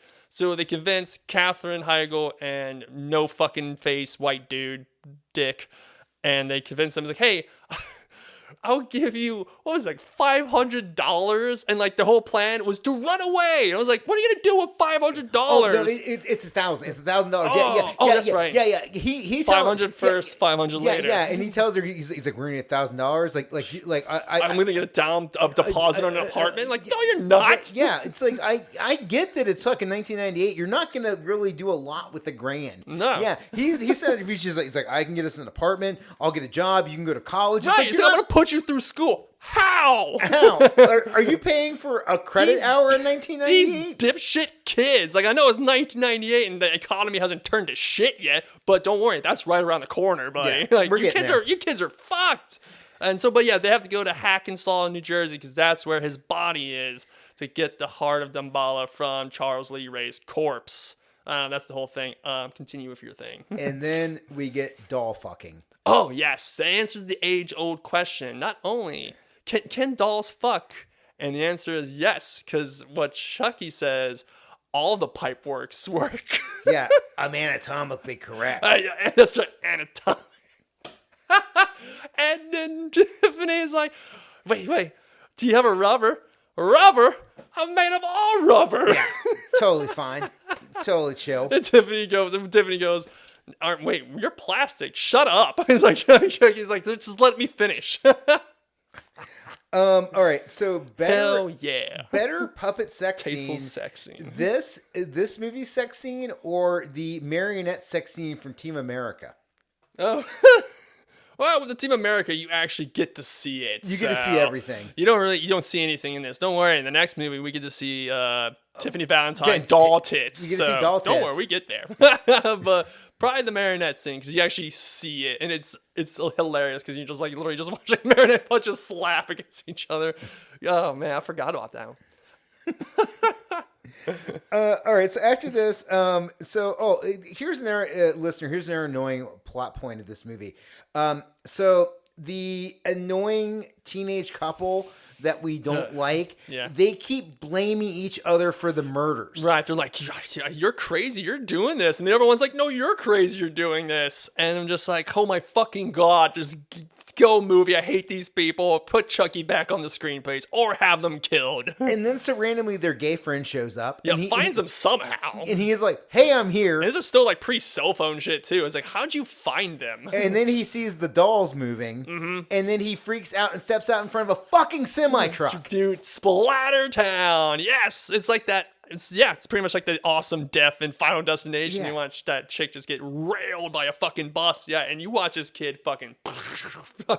Listener, have you ever accidentally dropped a bowl of tomato soup? Because that's what this looks like. That's what this guy was turned into. It's just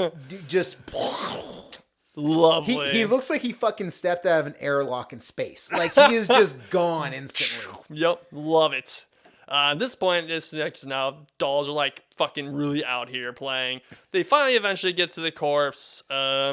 Tiffany Valentine has turned on Chucky because the true love of the fucking dipshit teenagers. Tiffany Valentine's like, no, I want the teenagers to be happy. And I'm like, kill the teenagers, do it. Yes. And originally what their plan was, they're going to transfer their bodies into their bodies. So that's why they have these two pieces of shit teenagers. And so it turns on her. Chucky eventually kills her, sort of. We'll get to the end. And then Chucky gets thrown into the grave, and he gets fucking... Katherine Heigl steals a gun from a detective that's been following him this whole time, for these murders that Chucky and Tiffany are doing. And steals his gun and blows Chucky away. And Chucky says, go ahead and do it. I'll be back. I always am. And it's true. It is true. But and then he's like, but dying is just such a bitch. And just gets fucking blown away by like this god killer revolver. It's like carrying like a magnum. Like, oh my God, detective. So then the detective is like, well, you're free to go. Yeah, because nobody's gonna believe this shit. But you know what? Yeah, the dolls did it. Yeah, detective. So then they're free to go to live whatever life they have now. Whatever shitty life they're gonna have, which I hope is shit. And then And then it answers the age-old question, when two dolls fuck, can that doll make a baby? And the answer is yes. The final jump scare is a fucking monstrous baby coming out of Tiffany and killing that detective. Cut the black. Woo! All right, so as we're closing out Bride of Chucky, kill count of 14. Yeah. Pretty massive kill count for a Chucky movie. Yeah, for a Child's Play movie. They're getting their kills in. Yeah, because they killed like the married couple with a swingers couple that robbed them. Oh. Well, Tiffany and Chucky murdered them. Let's talk about that kill real quick. We skipped over that. Yeah, we did. It's a pretty cool kill. Tiffany Valentine's the one who actually does it, not even Chucky. But she's angry at the swingers who are trying to fuck, Katherine Heigl and shitty fucking boyfriend. And Tiffany's mad at them, so she sneaks in the room because they stole their wallet from them. And Tiffany takes a bottle of champagne, throws it at the glass ceiling that is above their bed, or mirror ceiling above it's a mirror, ceiling. And you watch shards of mirror come down and chop these fuckers up. And it's awesome. And you see that and they're on a waterbed, and that waterbed just like blood just flies flowing over it, and like, hell yeah. That's once again fucking awesome kills. Still killing it. Listener, if you've ever seen like Braveheart, where the archers like launch a volley of arrows in the air and they come down on the other side, that's kind of what this is like. Like this shower of glass that comes down and just cuts these people apart, explodes this waterbed, water jettisons up into the air. Like it's an incredible visual. It's pretty cool, and that water is now red, and it just looks really cool. And also, we get a kill like that, very similar in the Cult of Chucky. We'll get to it. it. Yes, we will definitely get to that as well, which is another great kill. But let's move on to Seed of Chucky. So this Hell is yeah. so this is the first time that Don Mancini is directing. His directorial debut, first movie ever directing. Wow. Yeah, and so he came. So you can see because he's kind of putting all of his ideas into it. Because I know, like I said, we're in a full blown comedy now, and he's putting what he wants on the screen because we get the they them character Glenn and Glenda. Yeah, so this is kind of interesting. Like, so this takes place 6 years after The Bride of Chucky. The script doesn't get picked up the movie for 5 years. Reasons include so this was like reasons that Hollywood gave. It was a really weird comedy, which people weren't sure of. It's very gay, like that. In Hollywood was like, I don't know what. It's 2000. Right, we're still in the 2000s. We're still using the hard F word in movies. So yeah, we can't have gay characters without them being cartoon characters. So, yeah, thanks so Hollywood. we're not sure we can do with this. And then it's also a post-Columbine film, which fuck, so, I didn't think about that. Which is kind of a crazy thing when you go back through. That's one of the reasons they gave. It was like Columbine. Yeah, well, because I guess that was a weird time because like horror is like horror. Because like I mentioned earlier, Child's Play 3 was the movie that apparently inspired actual murders in the UK because the kids kept chanting, "Hi, I'm Chucky, want to play," while stabbing someone to death. Oh, wow. And so that's what happened in the UK, and like and Don Mancini's just like, fucking, I can't. What do you want me to do about that? I can't. Like those kids were troubled already. Right. So if it wasn't my movie, it was gonna be something else. So yeah, shut that down. But yeah, because like horror was getting like because they were kind of like backing off like the slashers and stuff like that. Right. Like, they didn't really think about that. You're right. Other than like, because Saul is fucking taking off now. Woohoo. Yeah. Well, and again, I think that might have been one of the reasons why Saul really took off because, post Columbine, there was like a lot of like a retraction on what you were seeing in horror in the mainstream. A lot of kills off screen. Nothing's really like we were getting PG-13 horror movies, which is bullshit. I think if you're gonna make especially a slasher movie, that fucker better be rated R. Well, and that's what these Child's Play movies always are. We're not holding back. And also culturally, like you get like Columbine happening in '99, and then you have fucking 9/11 happen in 2001. Yep. So there was also like there was also like a decrease in like violent films at that time. Because it was just like, America wants to forget about things and be happy, and there was definitely a drawback on that. So yeah, this actually got shopped to like, I think it was Rogue Pictures ended up picking this up. I think that's what it looked like. Yeah. So it was like I saw that because it's always been like Universal. It was MGM. During the early years, and for this one, I was like Rogue. Honestly, I'm just kind of surprised it happened because I knew. So I saw Bride of Chucky as a kid. I was like, hell yeah, we're going to get another Chucky. And then I never did until 6 years later. And I kind of forgot about it. And I was like, and then I saw a trailer for it. And at this point, I'm in high school. I'm like, oh, fuck, Chucky's back. Where have you been, buddy? Yeah. And this movie starts off with like a doll sperm rocketing down an egg. Yep. It starts with cum dripping down your screen. I'm like, holy shit. Fucking Don, man, we're going full-blown comedy. Also, Glenn Glenda, played by Billy Boyd, which you may know as, was it Pelion Took from Lord of the Rings. So it's like a little nice reunion with Brad Dourif and Billy Boyd. And we probably talked about like how they worked on the film, like on set and stuff like that. I'm sure it was a fun time. But yeah, Billy Boyd plays Glenn Glenda. So speaking of Glenn Glenda is Shitface. We originally meet Glenn Glenda. Yep, it's some like shitty traveling circus. Also, I'm just gonna call him Glenn from here on out until later because he's still just Glenn at this point. Yeah, he does become Glenn Glenda at the end of the movie, but so we don't have to keep saying Glenn Glenda. I'm just like, he's Glenn at this point. Glenn. Yeah, but Glenn doesn't even know Glenn is Glenn yet. Glenn knows. Oh, that's true. He's not even named because he thinks his name is Shitface because he's like some shitty traveling ventriloquist. Which is super weird. In the UK. Yeah, it's like a stand-up comedian with a fucking circus tent and... Yeah, and like this dude's like tatted up and he looks like he's strung out on something. But... Yeah, definitely real... oh, fuck, what's his name? Former comedian, thinks he's really funny. Oh, that piece of shit Jeffrey Dunham? Jeff Dunham? No, not Jeff Dunham. Okay. He's Racist piece of shit. he's British. He was in what oh, you talking about oh fuck me. Now I can't even think of his name. Ricky Gervais? No, forgetting Sarah Marshall. Oh, fucking Russell Brand. Russell Brand, yes. Yeah, He's that dickhead. Yeah, he's very I just named like 3 dickheads in a row. Yes, you were nailing him. Yeah, he's very Russell Brand. Oh, yeah, but in terms of, he's like stringy hair. Yeah, that is actually a really good comparison. He does look like him. Yeah, stringy hair, gothy, British, strung out. Like, yeah, shit face. Yeah, so we start out with this. This is how we meet Glenn. And then this turns to a cut to Tiff and Chucky stabbing Santa Claus. Yeah, played by what's his name? I can't remember the guy's name. Man, he just doesn't matter. But yeah, so like we stabbing Santa Claus, but joke's on you, buddy.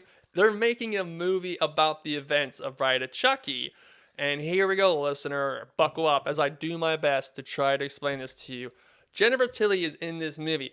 Not only is Tiffany Valentine, but she's playing herself, Jennifer Tilly, in this movie. And in this movie, they are making a movie about Tiffany Valentine that Jennifer Tilly is playing Tiffany Valentine in this movie within the fucking movie. You get that? Fuck. Jennifer Tilly does a great job of playing herself in this movie. Oh, yeah, she's hysterical. She makes fun of herself the entire fucking movie. And that's like, it's another thing about another thing I love about this franchise, because you can tell everybody is so fucking game for this. Mm-hmm. Like, Jennifer Tilly's way into it. Brad Dourif's always been way into it. And like, everybody's been just way into it. Like, yeah, dude, this is a fucking satire. Let's just go. We're gonna have some fucking fun, and we have some fucking fun on this movie. There's a hilarious part where at one point Tiffany Valentine is dragging Jennifer Tilly's knocked out body across the floor, and Tiffany goes, "God, she's so fucking fat." and then it's like Jennifer Tilly is voicing this fucking puppet that's making fun of herself. I forgot about that. She has she's like, she has the voice of an angel. Yeah. Like, you're literally the same person. Yeah, you are her, she is you, this is this. Also in this movie, fucking Redman shows up. Hell yeah. Redman is directing a Virgin Mary movie, and Jennifer Tilly wants to be the Virgin Mary, and so like she tries to seduce him. Also, a fun fact, if this is to be believed, something I learned on the internet, is that it wasn't supposed to be Redman playing in this role. It was supposed to be Quentin Tarantino as this director. This would have worked so much better with Tarantino. I love Redman, but... Yeah, but with Quentin Tarantino, I was like, oh, this is even... It just goes even more meta. Yeah. And like, apparently he was super game, but he couldn't because of like scheduling conflicts. He's like, he was making a movie, which we talked earlier, which I think would have been Inglourious Bastards during this time. So... We didn't get that magic, but we still get Redman, and he's still a lot of fun. Yeah, you know, Redman's he's fun. Way into this. He's like, I'm going to play a sleazy director scumbag. Hell yeah. Redman of How High fame, one of the greatest stoner movies of all time. Listener, look, it doesn't make sense that it's called a How High, but it's based in college. No, but that's not the point here. That's not the point. The point is, it's Red, it's Method Man, and it fucking rules. And it's them. Is it Method? No, it's Redman waking Method Man with a blunt while blasting Du Hast by Rammstein. Yes, that's how you wake up in college. Oh yeah. So. Yeah, so, and again, like, Redman, you know, is Redman a great actor? No. But is Redman willing to, like, go here and make jokes and make fun of himself? 100%. Like I said, they're game. He's game. Yeah. He wants to be in this movie. One of the greatest, do you remember MTV Cribs?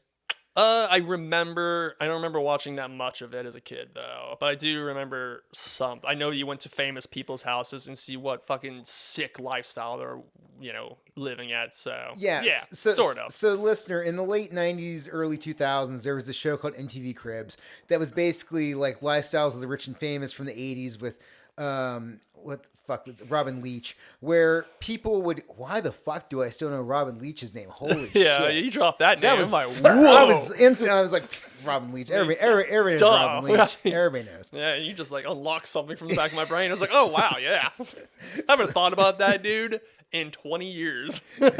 So pretty much, listener, like all these episodes would like they would go to famous athletes and singers and rappers' houses, and you would get to see like this tight ass spot they're living in. this incredible mansion and all this. And they went to Redman's house, and Redman lived in like a fucking 2-bedroom apartment in New Jersey somewhere. Fuck yeah. And it was hilarious. What a champ. What a dude. That's a homie. Fuck yeah, dude. Dude, It's like whatever, dude. It's like I'm close enough to New York. Yeah, So. he's like I live in a 2-bedroom townhouse. Come on in. Like and then he's like It's like if I maybe got some records on the wall, Yeah. maybe. He's like, do you have a pool? No, I mean like there's a community pool. yeah. It's like, what a fucking champ. Hell yeah, man. Redman's awesome. Fuck yeah. All right, so then So Glenn he escapes his abusive fucking prisoner or whatever, and he escapes and goes and finds Chuck and Tiffany because he saw them on the TV and they have the same made in Japan thing, plastic, stamped on his wrists, which I don't know what that means, but it's like, okay, whatever. Because like there's a part in the movie he's like, I know I'm Japanese, because he looks down and he says made in Japan. I was like, that's a pretty good joke. All right, I like that. It's not offensive really. But so he goes and finds them. And he does the spell. He finds the heart of Damballa, first of all. I'm like, how the fuck do you find that? Fuck it, who cares? Get this movie going. he got it from the graveyard, I guess. Sure. How does he Sure. know that it's Charles Lee Ray? Fuck it. Yeah, we gotta get this moving and going. And so he brings them back. Welcome back. Brad Dourif's back, baby. Tiffany, Jennifer Tilly, Tiffany Valentine's back. And like, they're just kind of like, what the fuck are you? And he's like, even Chucky's like, I want to look like fucking doll. And like that's when he's like, I'm your kid, and he shows him the made in Japan thing, and that's when they give him the name Glenn, because he was like, what's your name? Shit face. He's like, and Jennifer Tilly's was like, that's not a pretty name at all. How about Glenn?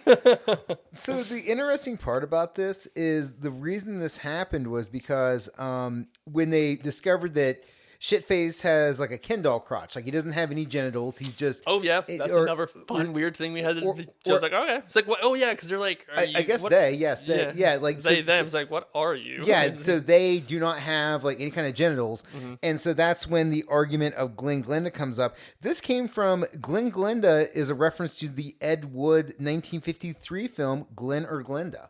Oh, so that was where this was that's pulled cool. from. Yeah, so Don Mancini like went back and was heard of that. and was looking at this like Ed Wood film and ended up pulling the name from the character from this film. Oh yeah, that's really fucking cool. And and of course, since it's Ed Wood, like it's dealing with like trans issues in the movie where this guy Glenn is a crossdresser who's also Glenda. Oh, okay. Huh. I'm gonna check that movie out. I've never even heard of that. I didn't even know that fact. Cool. Good on you, Don Mancini. What a fucking love you, Don. And Hope speaking, you live forever. speaking of LGBT people, John Walters is in this movie Yup. as well as a paparazzi. As I think his name is Peter Peters. Yes. Also, this is where we get that awesome kill. The special effects technician, who is also the special effects technician on the movie. His name is Tony Gardner, and from what I understand, he does all the special effects for the rest of the movies. So Curse, Colt, he's working on all of them. And you get this awesome kill where Tiffany and Chucky like take these two wires and just decapitate this man. You watch his head kind of fly in the air. It kind of looks shitty because it's CGI, but when you see that body drop, you see blood just spurting out of like a fucking doll, and you're like, or a mannequin, whatever. And it looks great. It's awesome. John Waters later in this movie gets killed by getting acid dumped on his head. Yep. It turns out he was a huge fan of the Child's Play series. That's how he ended up in the film. That's awesome. Because so the whole thing was he worked on set with somebody who had been in the Child's Play movie. And he was like, "Oh, I love those films," and they got him in touch with Don Mancini. And Don's like, "Come on aboard." Don's like, "Come It's aboard," like, and we're like John's like, similar minds. "I would love to." That's awesome. And that's how he ended up in the flick. Hell yeah. Also, before he gets killed, because here's another little weird scene. So what we're trying to do here in this movie is Chucky and Tiffany. Chucky wants to get into Redman's body. Tiffany wants to get into Jennifer Tilly's body. And so their plan is, so we need to get a body for Glenn. Their plan is is for Chucky to jerk off into a cup, which we see. We don't actually see, we only see in silhouette We see a silhouette, because Peter but- Peters takes a picture of it. Yes. And this is where we also get Jennifer Tilly, Tiffany Valentine, Tiffany doll titties. Doll so, titties. thank you. And impregnate Jennifer Tilly with a turkey baster. Yeah. That happens in this movie. Yep. And it also it answers the age-old question. If a doll jerks off into a cup, can it impregnate a human woman? And the answer to that is yes. And not only Yes. that, but it's an accelerated pregnancy because of voodoo. I don't know. But we got to get this movie going. It's a science, listener. This is just and all we're talking science. with living dolls. So Yeah, so leave it up to your imagination. Kind of suspend belief, Yeah. okay? We also get in this, we get Chucky at one point drives Britney Spears off the road and Oh, says, that's right. Like the license plate says Britney Yeah. bitch or something like that. Yeah. and they use a Britney impersonator as Britney in the movie. Yep. That's. I can't remember what Chucky says to her as she's driving. He says, "Oops, I've done it again." "Thank you." Yes. This is like so fucking crazy. How far, like, compare this to Child's Play 1 dude, and yeah. where we're at now, where Chucky is running off Two completely different the beasts biggest. now. Yeah, I mean, this is like Chucky Takes Hollywood, because this whole movie is just bagging on Los Angeles, the Hollywood lifestyle, actors. Paparazzi. Yeah. Yeah. It's literally Chucky takes on Hollywood and he gets him some kills. Tiffany stabs Redman in the dick. We get to see that. No. She eviscerates him. She guts him. It's Oh. because you see his intestines fall to the floor. Oh. Yeah, it's fucking awesome. And you see like steam coming up from intestines. I'm like, it looks so good. We also then find out about Glenn/Glinda is transgender, and that Glenn/Glinda has two personalities. When they are Glenn is very a soft, sensitive artist type, and then as Glinda, they are a raving mad killer. Yep, because Glenda kills Jennifer Tilly's assistant. Horrifically. Sorry. Yeah. With like a fucking Lights are on fire. yeah, like an aerosol can and a lighter, burns her fucking face off. And then she falls through a window. Yup. She just fucking eats shit while on fire still. I'm like, ooh, what a nice. I like it. Chucky finally decides this is also a big turning point. Chucky decides he's fine being a doll. So there was a point where he could be in Redman's body, and Chucky's like, no. It's not Redman's body anymore. Oh, They sorry. replaced- It's the limousine the driver. limousine driver. Yeah. That's right. Yeah, because he kills Redman, and then Tiffany does, yeah. Yeah, Tiffany does, and then Redman's replaced with the limousine driver. But yeah, Chucky's like, I'm Chucky the doll. I want to be me. I'm Chucky, the infamous killer doll. And he feels like it's like because fucking Jennifer Tilly's losing her shit, and like everyone's just screaming, and like the police are getting there, and Chucky's like, "Fuck this! You know what? I'm gonna live forever as this doll. I'm gonna keep fucking doing what I do best, which is murder people." Yeah, it's kind of cool that Chucky has this moment of self-acceptance, because like before in all these films, it's all about getting out of the Chucky body, getting into a human body. I need to escape this body. And now he's finally accepted himself. He's like, no, I am the doll. Which can be also like a different kind of message, you know. It's like accepting himself, even though himself is a serial killer doll. Yeah. But he accepts himself. He's like, you know what? Why? That's what he is. I'm Chucky. So Tiffany tries to divorce Chucky, and he axes her in the head. Yeah, it does not go well for her. Glenn cuts Chucky apart. Jennifer Tilly comforts Glenn and Glenda. Tiffany somehow transported her soul into Jennifer Tilly's body. Yep, she was doing the spell, and Chucky has an axe, and we get a shining moment because he for like Jack Nicholson getting Shelley Duvall in that bathroom. That's what we get with Chucky, and we get that whole, and Chucky's like, I can't think of anything what to say right now. Just like getting more meta and just going full tilt silly. I love it. But yeah, somehow it works. Glenn straight up murders Chucky, chops him up into pieces while Chucky's like, that a boy, like proud of him. I'm like, hell yeah, Chucky still, which is like, yep, that's my boy. And that ends it. So we end up with a kill count of 14, including Tiffany and Chucky. And this brings us to Curse of Chucky 2013. All right, so interesting things about this film, and I'm really interested in seeing this film after watching this. Fucking rules, man. So it was released direct to video. Yep. Straight to VOD. Yep. Chucky's serious again. We're back to horror. Like We are straight up horror. So yeah, so listener, this is quite a 180 because we go completely from the film before this with Seed of Chucky, where there's it's very humorous and they're taking the piss out of everything and they're making fun of stuff. And Jennifer Tilly and fucking Redman, and now like Chucky is in like a Victorian mansion. Yeah, and it's a gothic like manor. Yeah, it's freaky as shit. And so it's like an American gothic horror film. Don Mancini again back in the director's seats, and he kills it again because we're now straight up horror. Also joining us now, because we talked a little bit about nepotism earlier with the Bruce Springsteen niece, is Fiona Dourif. That's Brad Dourif's daughter, is now a part of the show, and she plays Nika, a paraplegic woman who lives in this manor with her crazy fucking mother.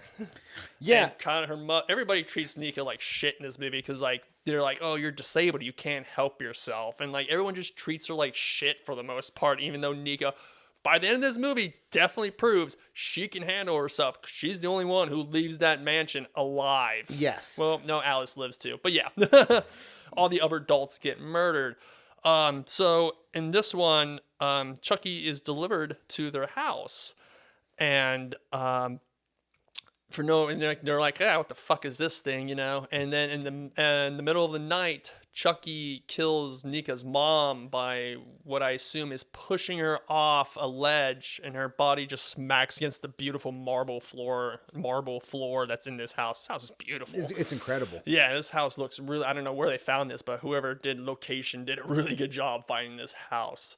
And so we cut to the next day, and where all of Nika's family, her fucking bitch sister, who Don Mancini does a really good job of being like, you're not supposed to like really any of these people except for Nika and Alice, the niece.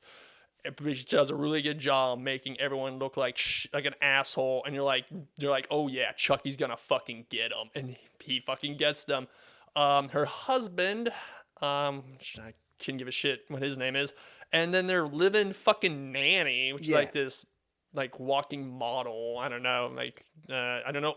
It's weird. We'll get into why she's there. Yeah. And then of course her niece and a priest for some reason comes over because we need to add bodies to this count. Yes.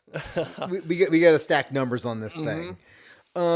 So yeah, we get all this. And the dude's name is Ian.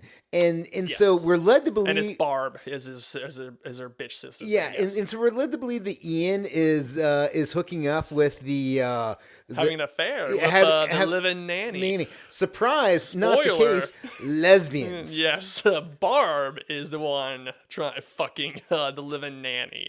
Which is a nice. That did get me. I was like, oh fuck, look at this little twist, because you kind of see them. They're like flirting with each other at the dinner table, and you're like, oh yeah.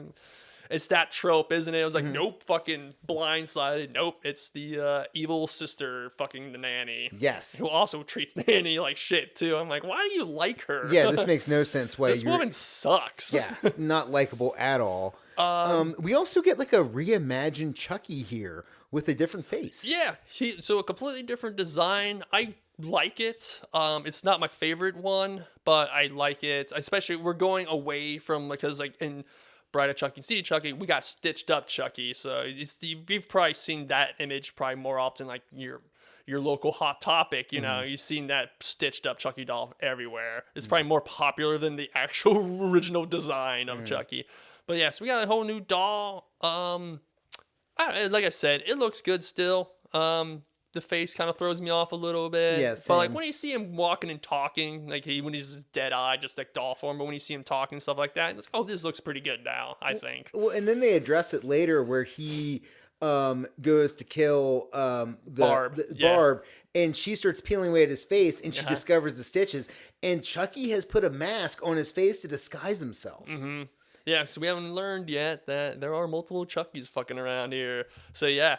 So first kill, which is a great kill. I like it. It's a great kill. Nika makes chili for dinner for her family, and Chucky is like, haha, let's put some rat poison in one of these bowls. And you get this really cool shot of this above like table shot, Yeah. and it's like a gun, like a Russian roulette, and Yes. like everyone's like it's like spinning, and you see like people taking your seats, and you're like, oh, who's got the chili? And of course, the obvious answer is the nobody priest who dies in a car accident on the way home, where you see.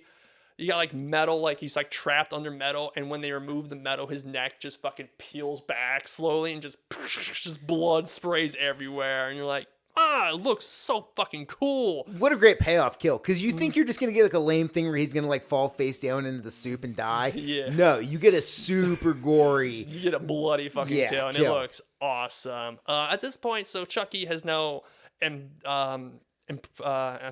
I can't think of the word. Either way, he's Alice's new best friend, and he revealed to Alice that he is Charles Lee Ray, and which is also so I clocked it in because I was watching this movie, so I remember how impressive this was, because Don Mancini does a really good job introducing all of these characters to love or hate them.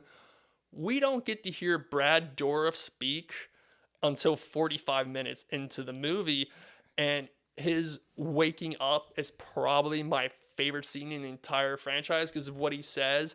So he tells Alice tells her mom, is like, Chucky says we're all going to die. And then later that night, there's like a blackout's happening because Chucky's fucking with the electricity. And Alice goes under the covers with Chucky, and you get this really awesome orchestral score, just like low strum. It's like, vah, vah. And you see her like with a flashlight slowly lifting up, illuminating Chucky's face. Thunder strikes, and she's like, I'm scared, Chucky. And then Brad Dourif starts laughing, and he says, you fucking should be. Nice. And you're like, oh, he's back, baby. Yeah. Chills. Again, the great slow burn of is it or is it not, and then you get it, and it's like, oh fuck. And like I it's said, on. we're straight into horror again. No comedy. Like, no, he's even like one point when he kills Barb, and he's like, God's not real, and stabs her through the eye. Yeah, it just incredibly brutal kills in this movie. We also get bad CGI Chucky in this movie. When he comes down the stairs from the attic after killing Barb. Yeah, that is pretty bad. It is bad. Yeah. And you're like, that doesn't look great, but I don't know. I don't know why he did that. Yeah, no, it just, for me, it sticks out just because of, as we talked about earlier, just It was like all electronic animatronics, or using a little person for him to move around in. Yeah, and just like the one time they decided to go see Janet, it's like, why? Like, this is, you guys never do this. Yeah, not a good look. please don't do this ever again. We also get this thing, which is kind of a cool thing. It's reminiscent of in the first Purge movie, where there's the kid that makes the robot head thing that has the camera on it that goes through the house. Then you get to like watch shit from like the POV of that. You get that where Ian, the husband, shoved a camera into Chucky. Yeah, like a nanny cam. And then you get like these nanny cam POV shots from Chucky as well. Because he's trying to get evidence of his wife cheating on him with the nanny, so he can take the kid away from her and leave her completely. And like, yeah, you get that cool shot, and it's really cool because like at this point, everyone's dead except for Ian and Nika. Babysitter dies by Chucky, which I think is also a really cool shot because you see her just like slowly look over, and he's just standing there, just fucking menacingly, just fucking brow furrowed and everything, just staring at her, and he just kicks over a bucket of water, and she gets electrocuted to death. And you're just like staring at her. It's just, it looks so good. Either way, but the nanny cam thing, because like Ian's like, all right, well, I'm gonna find my fucking daughter because Alice is missing, she's hiding, and because he's watching the nanny cam footage, and then it cuts to present time, and you see Chucky is there because he sees on the TV, and Ian sees the back of him. He's like, what the fuck? And he turns around, and Chucky takes a fucking hatchet and cuts off this dude's lower jaw. You're like, fuck yes. Well, and the setup to that is not only that, he fucking runs Nika in the wheelchair he uses Nika as a battering ram to knock over Ian, and then he chops his jaw off. Yeah, and it's all practical. You're like, fuck yes. Yes, that dude. is a kill. Yeah, very brutal kills. And so then we get this whole flashback thing. Oh, yeah. So remember earlier, listener, when I talked about how in the beginning of the very first one, how it looks like he's running away from a store robbery? Completely negate that, because the reason why he was running away. So Chucky is targeting this family because Chucky, when he was Charles Lee Ray, was obsessed with Nika's mother and like was just weirdly obsessed with her. And he's a serial killer. It's what they do. And Accurate. accurate. He kills their father by drowning because Nika never actually met her dad. Because at this time, the mother was pregnant with Nika, and so Charles Lee Ray has like her mother like entrapped in this weird basement. Yeah. And now somehow, I don't know, it's like the cops just know where he's at. And so here he is to find him. And, Chucky, I don't know. Surprise. I'm going to blow your guys' mind. I'm not a doctor by any means, but so how Nika became a paraplegic is because Charles Lee Ray stabbed her mother through the stomach. And I don't think that's how that works, but you know that's what? science. That's how it works. Yeah. Yeah. No, you get stabbed in the stomach, then Right. Your legs are just gone. Yeah, gone. Okay. But listen, if I'm wrong about that, why don't you? We are not hit doctors. My DMs or Instagram are open. But so that's the whole reason why he's doing all this shit to them. And so eventually Nika sort of defeats him, as in like survives long enough for the police to arrive. We get a great final girl battle with her. We're like, there's one point where like he's cutting at her hands, and she's like keeping the elevator door Yeah. so he can't get in, so he's just slashing at her hands. You're like, oh god, that's probably fucking hurts. At one point, she literally grabs the knife and just is holding the blade in her hand. You see blood squirt out of her fucking hand. And just takes the knife away from him. And at that moment, the police show up, and you see a crazed Nika in the elevator holding a bloody knife, and Chucky's on the floor lifeless because he's just a doll. And at the end of the movie, we get Nika sent to a mental institution, but there is a stinger scene in this movie where we cut to, I don't know where we're at. I don't know what city or town we're at, but we go to a cabin of where Andy Barclay lives, still being played by Alex Vincent, who played him as a child in the first two movies, where if Chucky got sent to his house and he gets out of the box, he turns around, and he's got a shotgun aimed at his head. He's like, you want to fucking play? And boom, cut the black.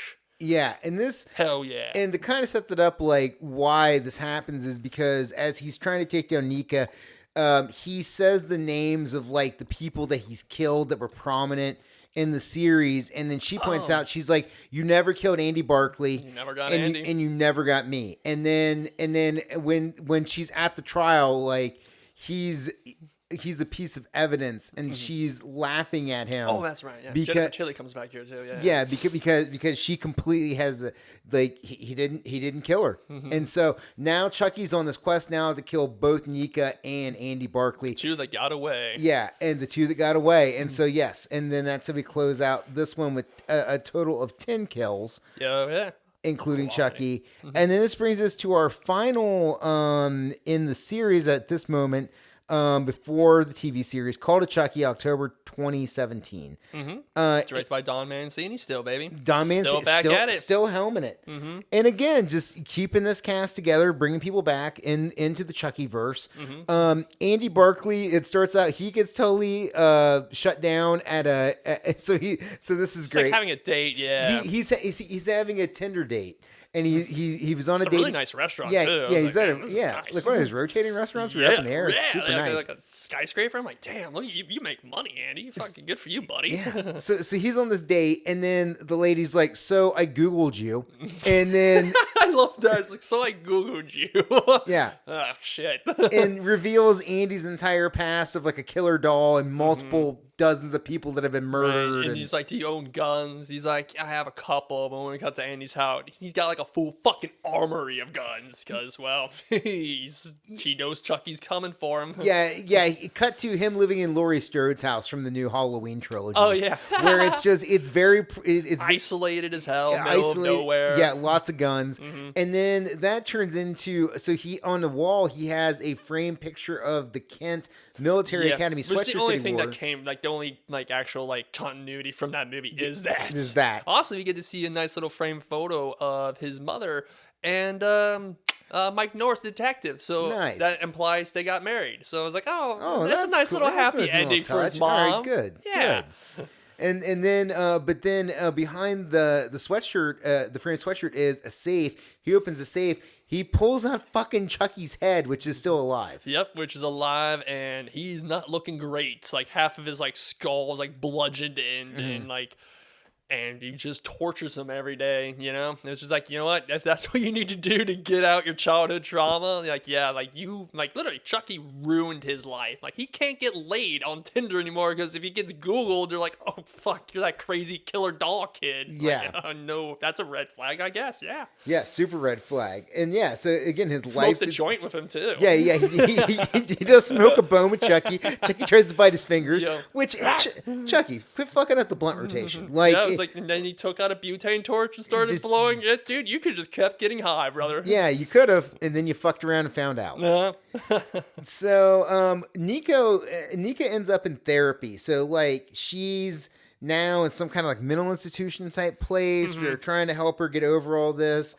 And Yeah, she does like group therapy, yeah. yeah, which they Well, like, really just like they're trying to convince her to come to terms that she's the one who did it and Yeah. that Chucky doesn't exist, which she actually starts accepting until Chucky. Chucky finds her. Right, and they had this whole thing where there's like a Chucky doll in with her in the thing. Like they start using this Chucky doll as part of the therapy. Yeah, the therapist brings in a Chucky, and I think his name is Max. No, his name is also Chucky. That's right, because he made sure to get a doll that calls himself Chucky, because to help with her process of accepting that Chucky's just a doll. But then also another Chucky, but the real Chucky comes.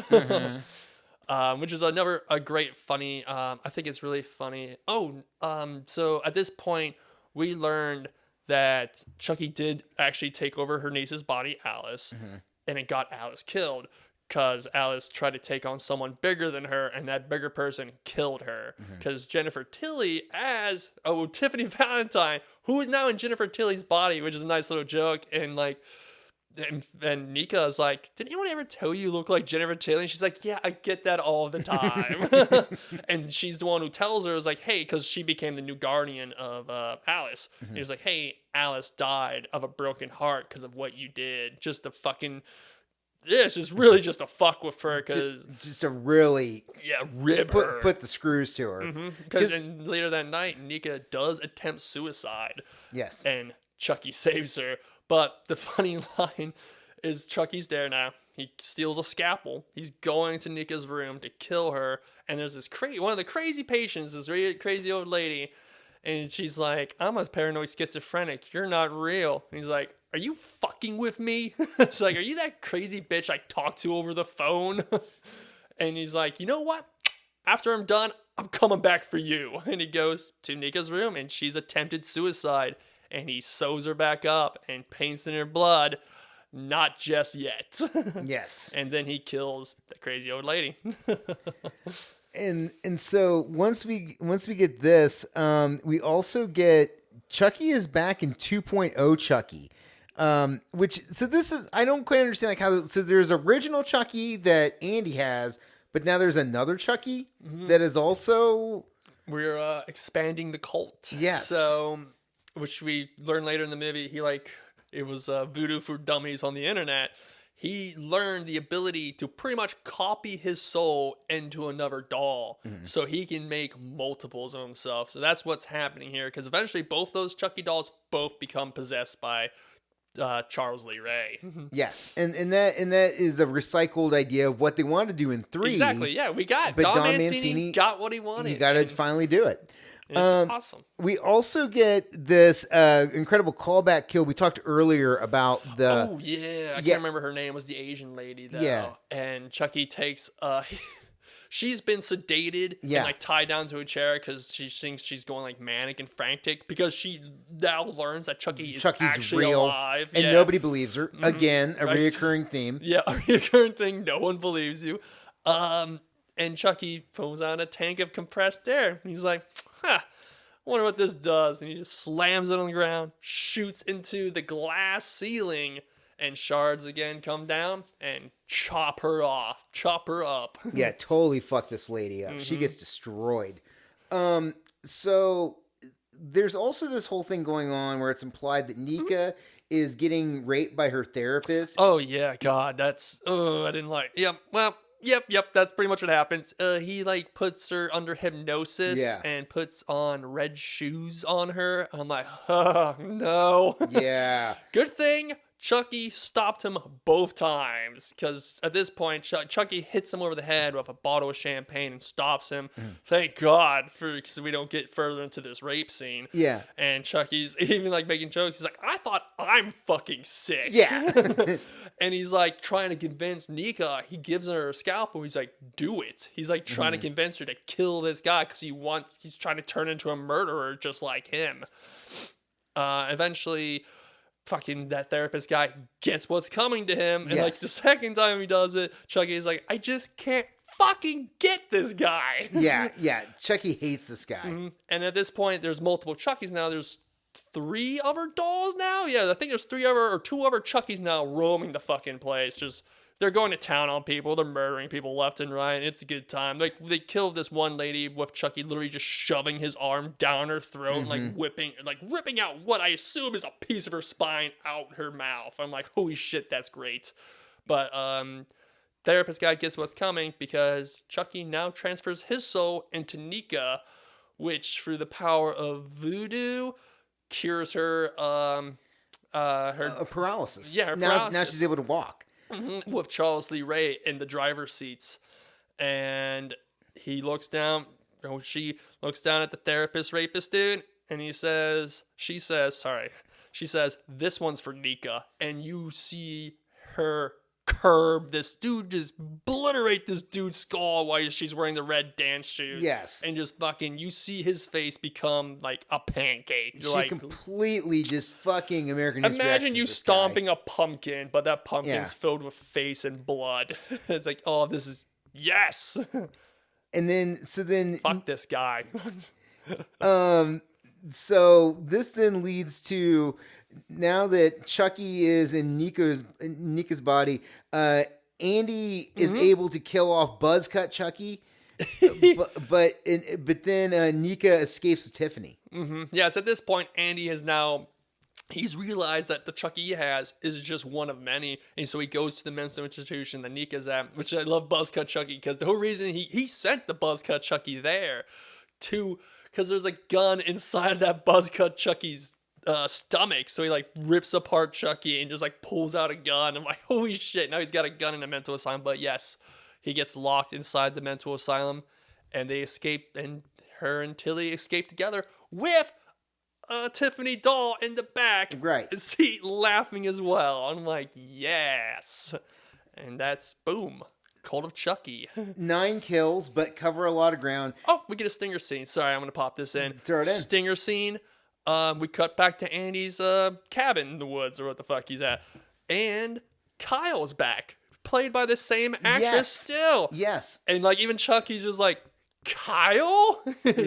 She's got a gun, and then we cut to black. Yes, which again, just the continuity of the series, the love, and like just keeping everyone, because like it's like a family, and like they literally grew up together, and Don Mancini obviously loves his creation. It's just so cool that he's able. You could have easily just replaced Andy Barclay with fucking anybody. You could have just got some no-name Canadian actor, but he's like, no, I want Alex Vincent. Yes. Or like Kyle, same thing. He's like, no, I want whatever her name was. I always forget it, but I want the woman who played Kyle. I want her. Yeah, and it works out so well because like they're instantly recognize. You know, I didn't recognize Andy Barclay at all. Honestly, when I saw the credits, I was like, "Holy shit, that's the same kid." I didn't even know. Oh, I was thinking more of Kyle because Kyle they put the hat on her and shit and all that. Like they really tried to draw home. I was like, "Oh fuck yeah, that is Kyle." Yeah. She looks pretty much because we watched Kyle as a teenager and we just saw Andy as an 8-year-old, and now Andy is like a fucking 35-year-old. Yeah, man. Yeah, or maybe probably older than that. Actually, he's probably in his 40s. All right, so let's jump to 2019's reboot. So, okay, so from what I understand, I'm trying to make sure I understand this right. Yep. So MGM did the Child's Play movie because they had the option to do the remake. Yes, because they own the rights. I think the Child's Play. I think that's why they call it like Chucky and stuff. You know how it's like no longer Friday the 13th. It was Jason Goes to Manhattan, Jason Goes to Hell, and I think that might be a similar thing. So I'm not gonna talk long about it. I saw this movie in theaters. I fucking disliked it. on a level of many things. And first level, I fucking hate the fact that something you had nothing to do with, you didn't even consult the guy who actually made this entire franchise and stayed with it. You didn't even consult him on anything. And my favorite pretty much little bit of trivia is that Don Mancini was offered an executive producer credit on this movie, and he pretty much told him to fuck off. Yeah. And he said, no, I don't want my name on this. And like, you know what? Fuck yeah, Don Mancini. Fuck these people. Only two positives about this movie. Mark Hamill. I wouldn't say it's an upgrade because Brad Dourif's the fucking man, but I'm like, all right, at least I got Mark Hamill. I was like, all right, at least I got this going on for me. And not only that, Bear McCreary does the soundtrack. Oh, from The Walking Dead. Yeah, and also, he's done like God of War video games. Yes. He did the entire sound score. He also did Godzilla King of Monsters. So it's like, all right, at least his sound score is fucking great because Bear McCreary is great, but I don't like this movie. It completely gets rid of the idea of a man possessing a doll, and it replaces it with just like, there's a malfunction in this doll. Like they turned off like this safety engage like through like the. Yeah, so listener, what the fuck ever. So what they do is with this is instead of it being that like a serial killer's soul has been transferred via voodoo into a doll, no, it's like literally a glitch. It's they set it up like the iPhone factory thing where it's that's right. They're like a fucking like sweatshop. Yeah, it's a sweatshop, and they're designed because it's a whole like commentary thing where what are we ever saying? So the Chucky dolls in this movie are no longer like they're sort of for kids, but they're not. They're more of like a home security system that records shit. Right. He's like Bluetooth and shit like that. Yeah. You connect to your thermostat and change the thermostat. I'm like, why would you want a doll doing this at all? Yeah, it's kind of like a living, roaming Alexa that can just kind of roll with you and do whatever. And the character design, the character design is fucking terrible for this goddamn thing. No, it looks like shit. It looks fucking terrible. Hey, whoever did this, you did a fucking fuck you. You fucked it up. You fucked it up bad. Fuck everyone attached to this film except for Mark Hamill and Bear McCreary. Yeah, visual effects guys, I usually love you.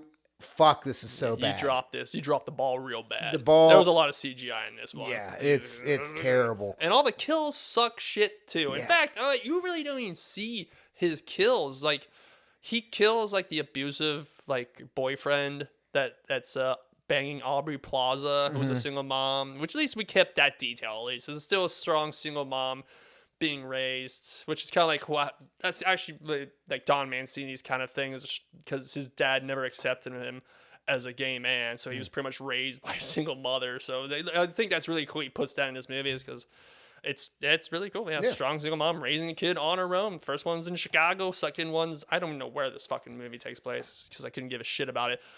But he kills his abusive boyfriend, or Aubrey Plaza's abusive boyfriend. We don't even see the kill. But it's very brutal because we get to see the replay of it. That's right. We see the replay of it. We just find his body in Andy's room, and I think, yeah. Yeah. Well, yeah. How does he kill him? I forget. Well, there's one point where... So I'm sure you watched the dead meat thing. Yeah. On this. So how does it get him? So there's one point in the movie where, again, listener, this is this whole thing where like now Chucky is like Bluetoothed into everything, and he like Bluetooths himself into the TVs at a Best Buy and shows that like the boyfriend's face has been wrapped around like a fucking watermelon and then is like nailed into the watermelon, so it's like kind of a leather face type thing going on. I don't remember that. What the fuck? Yeah, it's not good. I remember, what I do remember, which is also fucking even scarier. Probably the scariest thing in the movie is like the furry versions of this, like, I think they're called buddy dolls. Not even good guy. They do like a Buddi. Yes, and they do like a furry version of it. Like it's like a teddy bear version, and that thing is fucking nightmarish. Yeah. They have like all these other. The scariest thing in that movie is that design of that teddy bear fucking buddy. I'm like, oh fuck that, dude. Yeah, listener, look, like I never want to watch this. Have no desire to watch it, especially after watching the dead meat thing. And I will say the only three things this movie has going for it is A, Mark Hamill as Chucky, B, Aubrey Plaza being hot, and C, she's nice to look at. She's terrible though. She's always great. And then Brian Tyree Henry from Bullet Train's in this. oh shit, he's Yeah. the guy that works at the store. Holy fuck. Yeah. I totally forgot Brian Tyree Henry's in that. Yeah, listener, if you haven't seen Bullet Train, Oh. definitely check that on Yeah, Netflix. Bullet Train rules. Yeah, it's a great movie. Yeah, he's also the crazy conspiracy theorist in Kong versus Godzilla versus Oh, Kong. yeah. Which- Brian Tyree Henry is great. yeah, I love that he's dude. a great actor. Holy fuck, I totally forgot he was in that movie. I'm never gonna rewatch it. But No, holy shit. no reason to. Listener, we're not even going to talk about this much other than that. I mean, it sucks. If you want to see a shitty movie, check it Right. out. Yeah, if you want to be fucking mad for like an hour and 45 minutes, dude, go for it. Because I was mad in the theater for an hour and 45 minutes. All right, so we're not going to go too deep into the Chucky series. Just Yeah. have you watched it? What's it like? I've seen the first season. I haven't got the second season because it's not on streaming yet, and I don't have TV.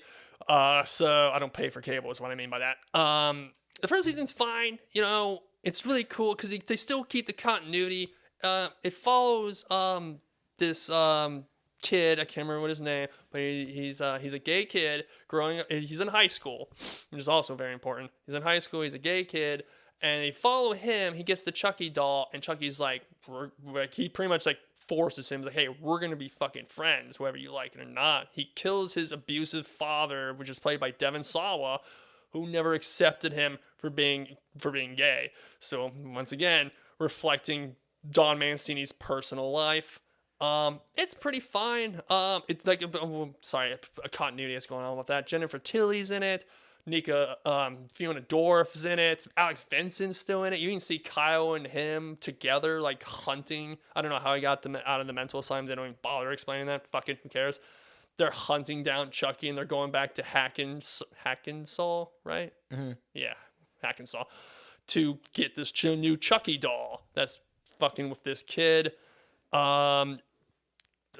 Glenda, they still exist. He acknowledges them. Like there's an episode because like, you know, the kid's feeling bad because he's like, well, I'm a gay kid. He's not out of the closet. He's never actually come out of the closet. And Chucky's like, nah, it's cool. I have a they them kid. And like he's like I got a transgender kid. You know, I was like, wow, they really acknowledge it. And like seeing a trailer for season 2. It looks like Glenn and Glenda are in that season. Which makes sense. They show like the two twins and like Glenda's the evil one, Glenn's the good one. Mm-hmm. And like they show that and I'm like, holy fuck, they actually brought them back. Like they're still keeping it going. Like I said, the TV series is fine. Yeah, it's fine. I don't like horror like TV shows. Like if you want make another Chucky movie, do it. I'd much rather have that. I don't want to watch 12 hours of Chucky. You know what I mean? Mm-hmm. Like not in row, like just like I don't know. I just don't like TV, honestly. I don't watch TV series that much, but I watched it because I love Child's Play. Right on. All right, I got to throw this in here from the wiki just because I found this interesting. So Chucky has been involved with Universal theme parks since 1992. Uh-huh. He starred in his own Universal Halloween Horror Nights entitled Chucky's In-Your-Face Insults and Chucky's Insult Emporium. In 2009, the climax of Child's Play 3 received its own maze entitled Chucky's Funhouse. So they took the carnival thing, and you could walk through. That would have been really fucking cool. Great. I mean, so fun. Curse of Chucky also received its own scare zone in 2013 and 2017. Hell yeah. Chucky was the host of the Hollywood Events Terror Tram, joining Freddy, Jason, and Leatherface and terrorizing guests as a promotion for the then new Cult of Chucky film. Lovely. In the following year, he was featured in his own scare zone at the Orlando event. Hell yeah. My man's getting paid. I like it. I like it. I love the idea of like the Universal Horror Nights things that they do. I would love to go to that. It'd be so much fun. I don't think I'd ever be able to, at least not in the near future. Yeah. I would love to though. That sounds like a shit ton of fun. Well, okay. So as we wind down, is there anything that outside of the films, do you collect anything, Chucky? I mean, like you can kind of see here, my little key lanyard. It's good guy doll. Sick. So it has like just love the colors on it. Yeah. I also have like I think it's called a tumbler, but it's pretty much like a 32-ounce like insulated like water jug, and so on the front of it it's the good guy packaging, so it's the doll inside like the box. Nice. And it's like it says friends to the end. Other than that, no, I mean like I got the Chucky t-shirt. I actually just got my Bride of Chucky t-shirt delivered yesterday, so I got that now too. I got another Chucky t-shirt. Would you ever get a Chucky tattoo? I don't know, cause like I don't know, cause I've seen tattoos and I've never seen like a good Chucky tattoo. Like the only horror themed tattoo I have right now is my Hannibal Lecter tattoo right there. Let me know if the lamb stops screaming. I would honestly. It depends. I'd have to really like the design, but every Chucky tattoo I've seen, I'm like, ooh, that looks terrible. Which version of Chucky would you get? Ooh, I wouldn't get the stitched one because I like the design. I wouldn't want it on my body. So probably probably like him, like that frowled face when he first comes alive and he's like yelling at Karen in the first movie, calling her a filthy slut. I'll teach you to fuck with me. Probably like that, like yelling face, maybe. I do think it's interesting that Chucky has been able to evolve over time because, like, that's something that I always think about with Jason in the Friday the 13th movies is like he's always the same, quote unquote, in every movie, but like Pretty much, yeah. like, It's just an undead monster. But like in 3, he's wearing like a green shirt, and then he gets the hatchet wound, and then there's other ones where he's wearing like the jumpsuit, and then when you get to like 7, he's got like his fucking vertebrae showing out the back. Oh, that's right. Yeah, that was super. What was that one called? I can't remember. It was the. Is that Go to Hell or no? It wasn't Go to Hell. It was that was the one where he was dealing with like the lady that had like the telepathic telepathic powers. Oh, that's right. Yeah. Fuck. Yeah, I can't remember what that's called. but just kind of like, so he always kind of looks similar, but he was always a little different. There was always just some bit parts that were always where you could tell like, oh, it's Jason, but it's just a little different. Yeah, I mean, different. It's better than what Michael Myers was. Michael Myers looks pretty much the same. His mask changes, and it's mostly for the worse. But most of the time, that mask looks like shit. Like there's that one, I think that's like part 6, where he looks like a fucking alien mask. It looks so fucking weird. I'm like, oh, this is terrible. Yeah, I like kind of the burnt marshmallow looking Michael Myers mask where it has like the damage of like the fire and stuff like that's cool. Yeah, that was the Halloween Kills one, right? Yeah. Also, I guess probably Halloween Ends too, but you really don't get much Michael in that movie. But Leatherface is my favorite slasher villain. It goes back to him and Jason, but my favorite mask for Leatherface are just in the original movie, like both the killing mask, like his day-to-day wear, and then the fucking pretty lady mask. Yeah. Like they're both awesome. Putting like lipstick on, yeah. No, they're really both cool. terrifying. Mm-hmm. Either way, yeah. I mean, like even like the second one, I think the mask he wears looks great too. I don't know. I love Texas Chainsaw Massacre as well. So. Yeah, and again, I just love something where like you evolve the creature design, you make it a little different. Mm-hmm. You know, I mean, shit. You even see it like in the Alien series, where like the first Alien, I want to say, has like 6 fingers, and then in Aliens they have like 3. You know, they just like change. Oh, really? They change shit. And then also, but like, then when you introduce like the alien queen, you get like different aliens because like the third one, you get like the alien dog, right? Yeah, you get the alien dog because that's the whole thing is whatever the xenomorph breeds inside of, it takes upon the qualities of, and that's where like if you get into like the comics or you get into like collecting the alien toys, like there's like I have a gorilla xenomorph. So it's like, really? I have a toy. That's fucking cool. Where is that? I'll show you after the show. I'll take you upstairs. I was like, I want to look at that. Check that looks fucking cool. But yeah, that's one thing I really like in horror. I really like the idea of like bringing back a reoccurring character, but always tweaking and changing things to make it unique to that story. Mm-hmm. Yep. And I love pretty much almost all the Chucky designs except for the remake because fuck that shit. Yeah, fuck that thing. That thing fucking sucks. well, look, man, what do you want to see for the future? Like, do you want another Chucky movie? Do you want to continue with the TV series? Like, what do you want to see? And like, just kind of where do you want to see the story go? I would, that's actually a good question. I wouldn't know. I mean, like, if we were going to do a proper reboot, at least have Don Mancini have his say in it. And like, if we're going to do a proper reboot, I just want it to never go away, in my opinion. I want my man Brad Dourif to continue getting work because, once again, I love him and I think he's the best actor that's mostly associated with horror. He's just great. If I would prefer another movie, because like I said, I don't really like watching a TV series because I don't want to watch 13 hours just for a big finale, you know? So like the first 8 hours is nothing, you know? It's just kind of like just meddling shit. I don't know. That's how I feel about TV series, and that's just who I am. I would prefer another movie, but I just really wanted to keep going. I wouldn't. I mean, once again, we would just go back to it. Put fucking Chucky in space. Fuck it. Every franchise at some point has to go end up to in space. You got to go to space.